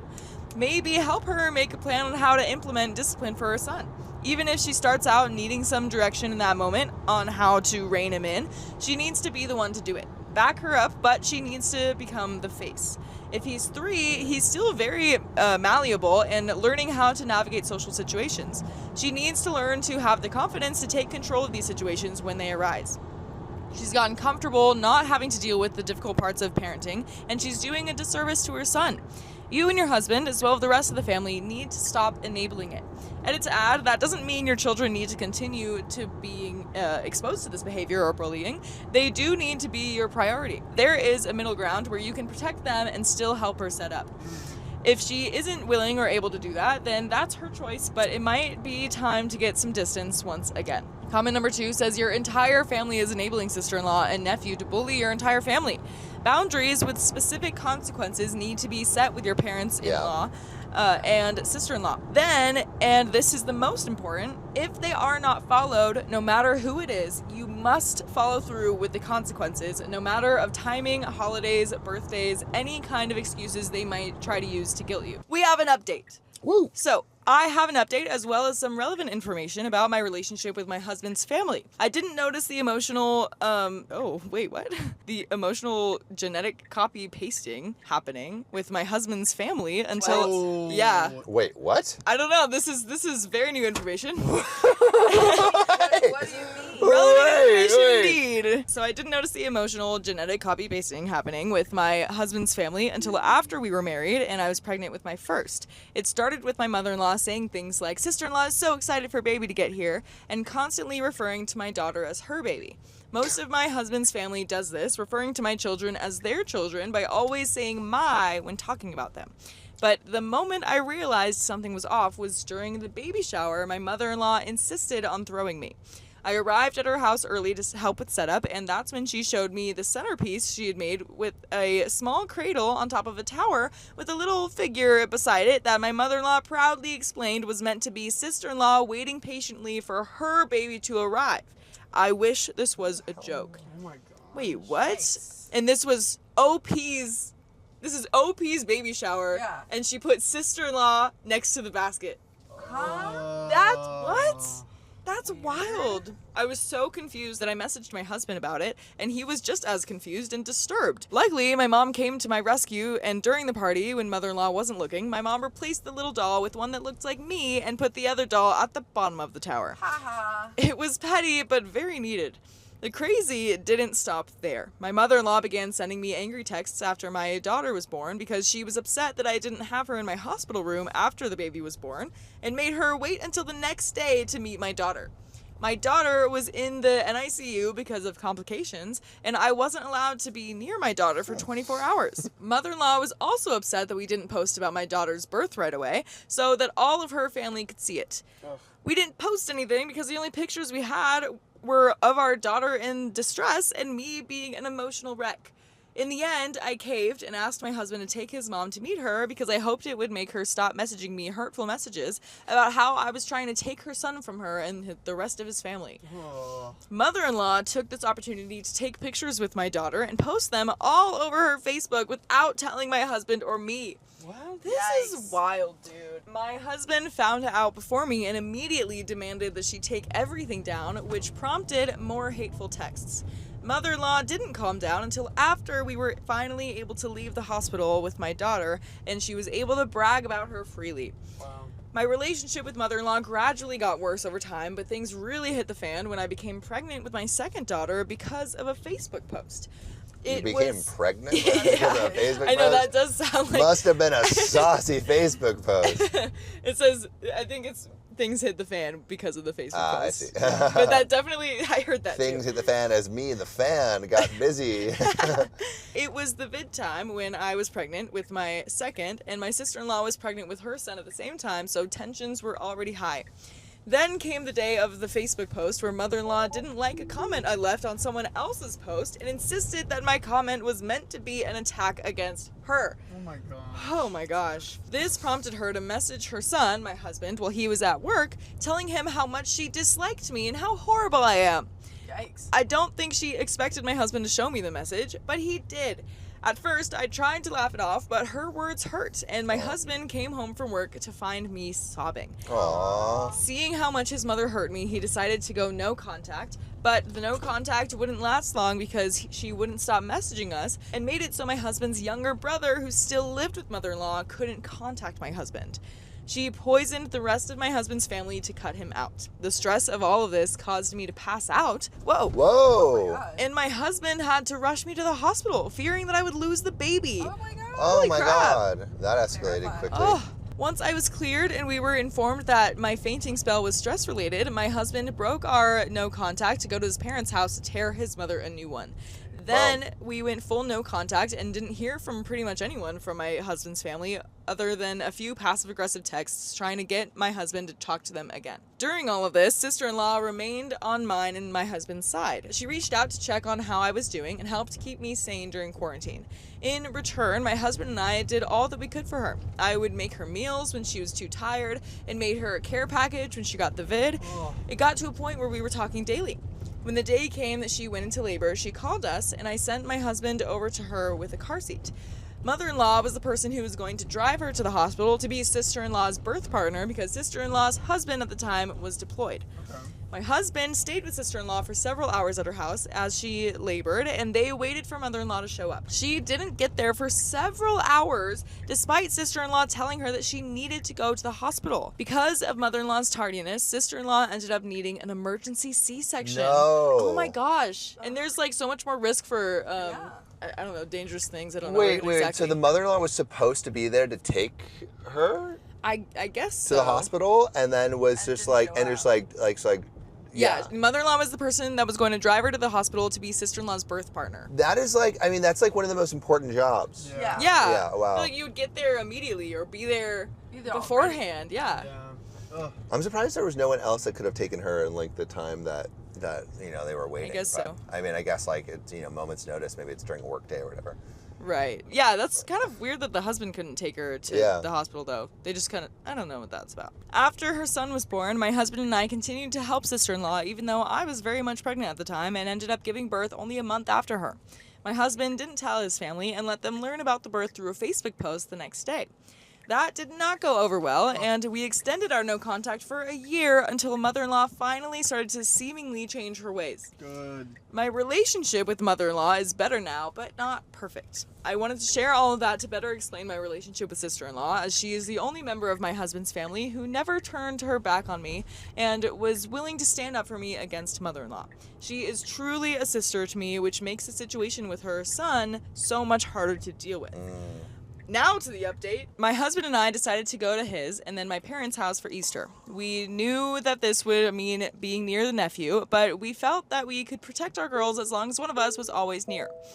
Things started off rocky as nephew immediately started trying to get our girls to follow him into his shenanigans.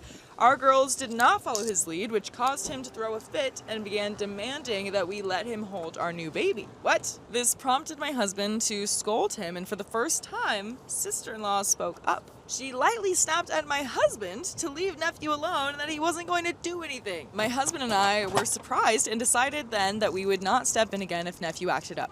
Surprisingly, sister-in-law stepped up slightly to scold her son when he would begin to act up. I thought this was wonderful and felt that maybe things would begin to change until it came time to decorate cookies. Oh no! Is he gonna smash all the cookies? Oh man. Mother-in-law called all the kids to the table where we had set up frosting and cookies and then called my husband over because she wanted him to be the one to demonstrate how we were going to do the frosting. She did this by saying word for word, "All right, kids, everyone watch Daddy so he can show you what to do." That's right. She referred to my husband as the father to all of the kids. Oh wow. Whoa. That's weird. That is very weird. But you know what's not weird? The fact that we have full episodes with more stories just like this one on Spotify, iHeartRadio, Apple Podcasts, or whatever your favorite podcast app is. Just search OK Storytime. You're going to find them all. And there is a little bit more to the story, but do we have any thoughts before we move on? Yeah. Well, I mean, OP said that she was like a sister with the sister-in-law. Right. I feel like it's kind of weird that I feel like you should be more truthful with her and be like, call her out more if you are that close. Yeah. Yeah, probably. I feel like that should be at least possible to do. Yeah.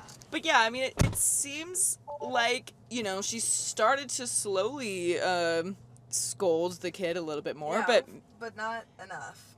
yeah, maybe they need to like sit down with her and kind of, I don't know, read some parenting books or watch educational videos on it and like learn about kids and how to deal with them together. I know. But there is a little bit more to the story. Let's hit it. When we tried to correct her, we were quickly waved off and ignored. I tried to do damage control by loudly calling my husband uncle several times to nephew, but it seemed to just go in one ear and out the other. We eventually left their house and went to my parents, and that's when I heard my kids talking about their cousin, but calling him brother.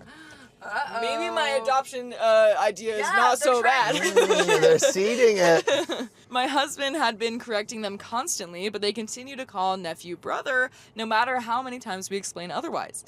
I'm worried about my kids becoming confused because of all of this, but I'm more worried about what this is doing to nephew because of how unstable his life already is. Maybe they just don't know his name. Because I'm not often calling Sam like, hey, brother. Right. And OP's final line is, I'm not sure what to do. My husband has been neglecting our adopted daughter, so I'm divorcing him. I mean, yeah, he's got to be an active dad.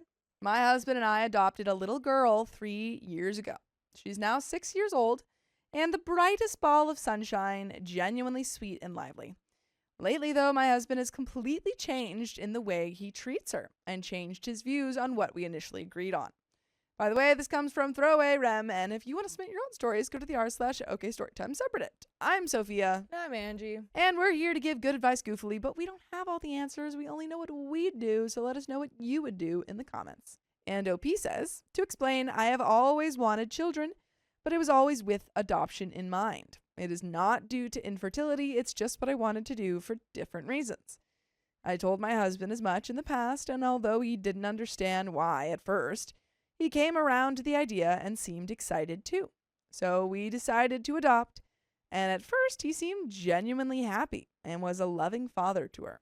For roughly the past year, though, he has started acting weird. It began with him making comments about how he would like to have biological children. It was never something big, just offhanded remarks. But I still found it odd and told him as much. He stopped doing it, but around the same time, he began acting more dismissive toward our daughter. He stopped spending as much time with her inside and especially outside of the house. He rarely took her anywhere anymore, and it got so bad that he even dismissed her when she tried to get him to play or spend time with her. I talked to him about it, and he just said he was stressed. It got better for a while, but then the same thing happened again. And this is how it's been going for the past couple of months. So at one point, I decided to talk to him, not asking him to do better, but just to understand what was wrong. He told me that although he loved our daughter, as a man, he craved to have his own biological children, and that our daughter is old enough to have a younger sibling now, and we should try for one. I told him the same thing I said years ago, and several times after that I did not want that, and reminded him that back then he was okay with it too. He said that his bond with our daughter would get stronger if we had a biological child, and I was so incredibly angry and heartbroken. I don't know what to do. I don't want to have another child, and I hate how he treats our daughter now. I have thought about counseling, but I'm just wondering if anyone else has gone through the same. At the end of the day, I know I'll put my daughter above all else, and seeing how sad she's been lately just breaks my heart. I feel like a complete failure as a mother and would honestly appreciate any insight from people that have gone through anything like this. How do I fix this? And there is an update and some comments, but what do you think? Have we had the big conversation with him about this yet? Have we sat him down? Yeah. And expressed our feelings? Seems like they've had some conversations about it. I don't know how big of conversations. Yeah. But I feel like I don't quite trust his words of saying like, "Oh, I'll get closer if we have another kid." Yeah. Because like, why would you not be close to your child now? Right. What's another kid gonna change that? Exactly. Or how's another kid gonna change that? Right. I feel like if he doesn't feel close to this kid now, I feel like that it just doesn't make sense. Because I feel like I could see it being the opposite of like him getting closer to the new kid and then staying like maybe becoming even more distant to this kid. Exactly. So, yeah, I don't know. That's just a weird thing to say. Like, Yeah. let's just restart with this one because I'm not that close with this one. He agreed. He agreed to the situation. Yeah. Seemingly, he realized that it wasn't what he expected. Yeah. But you can't, I don't know, you got to figure it out, dude. You're a dad. Yeah. Got a kid for 3 years. Yep. Comments. Comment one says, BS, he's treating her poorly to manipulate you into having his biological child, and that's incredibly effed up. I could never have another child with someone who would treat his daughter this way. Comment 2 says, as an adoptee, divorce your husband. I'm really side-eyeing the whole, he came around to it, because it sounds like he never really was on board. What's past has happened, and the focus needs to be on what is best for the 6-year-old child. Comment 3 says, I'm going to be more open and vulnerable here than I usually am on Reddit, because I have concern for your daughter. I was her. Adopted, one parent resentful, one parent loving. I promise you, your daughter will notice her father doesn't love her like you. She will notice the contempt that grows when a parent resents you. This will cause people-pleasing behavior in her that will cause problems for her lifetime. It will cause deep trust and abandonment issues because not only did her first parents not want her, but the new ones didn't either. What's wrong with me, she'll wonder. Why am I unlovable, so easy to discard? I no longer have anything to do with either of my parents, one for the way they treated me, the other for not protecting me from them, for making excuses for their partner rather than having the courage to get me out of that situation. Disdain and neglect are abuse. Do not fool yourself that this is a mild issue. What is also harmful is trying to manipulate you by rejecting your child to force you into having his child, despite your agreement without any concern for your bodily autonomy. You are now the vessel by which he can have what he desires, and he's willing to hurt your daughter and you to get it. He's doing that through coercive control, which is also abuse. If you think that will get better if you cave and give him biological children, let me dissuade you of that misconception. Things do not get better for unwanted adopted children when biological children enter the picture. I can assure you it only gets worse. Now, there's blaring favorites and all the things you tell yourself about your parent not really disliking you. They're just stressed or tired. It can't be ignored once there's children being doted on while you sense disdain. She's the oldest, and I know in my experience that made me feel incredibly protective of my young siblings. Always keen to put myself between them and an angry parent they couldn't, but I too well understood. This unequal treatment led to rifts amongst us siblings that persist to today. We're in our 30s and 40s now. I beg you, take his callous actions against his own daughter very seriously. Do not give children to someone who would force you into it and use her as a means to an end. She may not understand now, but she will soon. If you do nothing to protect her, her contempt for you will grow as quickly as his for her does. Update. I have read all your comments and cleared my head. There are some things I wanted to share with some of you, especially with the majority of people here who are concerned for my daughter's well-being, and especially those who are adoptees themselves and shared their views and experiences with me. There were also some things that stuck out to me, which I wanted to clear up. First of all, under no circumstances did I consider having biological children with my husband after he expressed this was what he wanted. I made that decision for myself years ago, and I thought my husband was fine with it. Although now I'm realizing just fine, despite the excitement he had shown back then, was not enough, and I should have noticed some signs earlier. I can't stop thinking that I could have prevented some of my daughter's hurt by thinking more with my head early on. As for what I'll be doing going forward, divorce has already been something I considered before posting here. But due to me overthinking, I circled back to possibly overreacting and wanted more opinions outside of my immediate friend circle. Ultimately, as many of you have pointed out, I can't really imagine a future where he truly treats our daughter the way she deserves. I have come to terms with that and was stupidly blinded by what I had built up with my husband over the years. I know now therapy won't change how he feels, but I will still consider it for my daughter, depending on how she deals with these upcoming months. Although I'm inclined to consider therapy no matter the outcome, since she has already noticed her father's neglect. In my post, I said I always put my daughter above all else, and I truly believed I had done so, but have absolutely failed her for the last couple of months, dragging this situation on longer than needed, and with that, extending her hurt.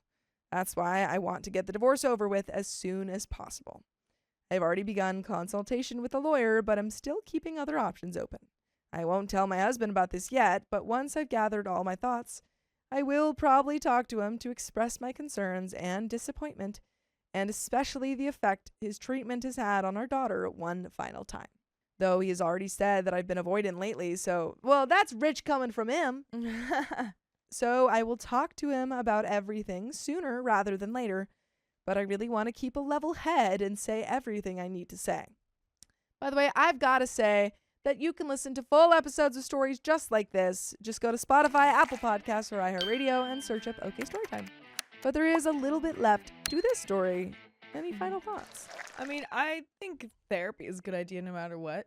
Yeah. I think this is for everyone in this situation too. She was mentioning it for herself or for family therapy. Yeah, for her daughter. Yeah, I think that would be good. Yeah. Yeah, I think even if he does step up or whatever, which I really doubt he would. Yeah. Then I feel like having therapy would probably still be good, just because I'm sure that it's not this isn't just coming up in like these conversations that he's having with OP. Like I'm sure it shows up in his actions Yeah. too towards the kids. Absolutely. So yeah, I don't think therapy is a bad idea at all. I think you should just do that anyway. Yeah. And good that you are planning on not having kids with him again after this. 'Cause Absolutely. That's a big old red flag. Yep. Yep. OP continues, I can't see him the same way I did before, and I don't think anything he says will really change that. I don't know whether he will still want to be in her life, but even if he does to some extent, I don't want him to be in it only half-heartedly. I simply can't see him fully committing, so cutting him out of my daughter's life might be the best way. However, my husband's family really adores my daughter and always showers her with love and gifts, so I'm hoping that we can separate amicably and I don't have to separate my daughter from any more people that love her unconditionally than needed. From now on, I really will put my daughter above all else, and I really want to thank everyone that has shown concern for her, given me advice, and told me what I've been doing wrong. And that's the end of that story. Wow. I mean, I guess thanks, Reddit. Yeah. You did a good thing today. Yeah. But I don't know if this is going to work out. I really don't think it would. That would make me look at someone differently too. For Absolutely. sure. For sure. Absolutely.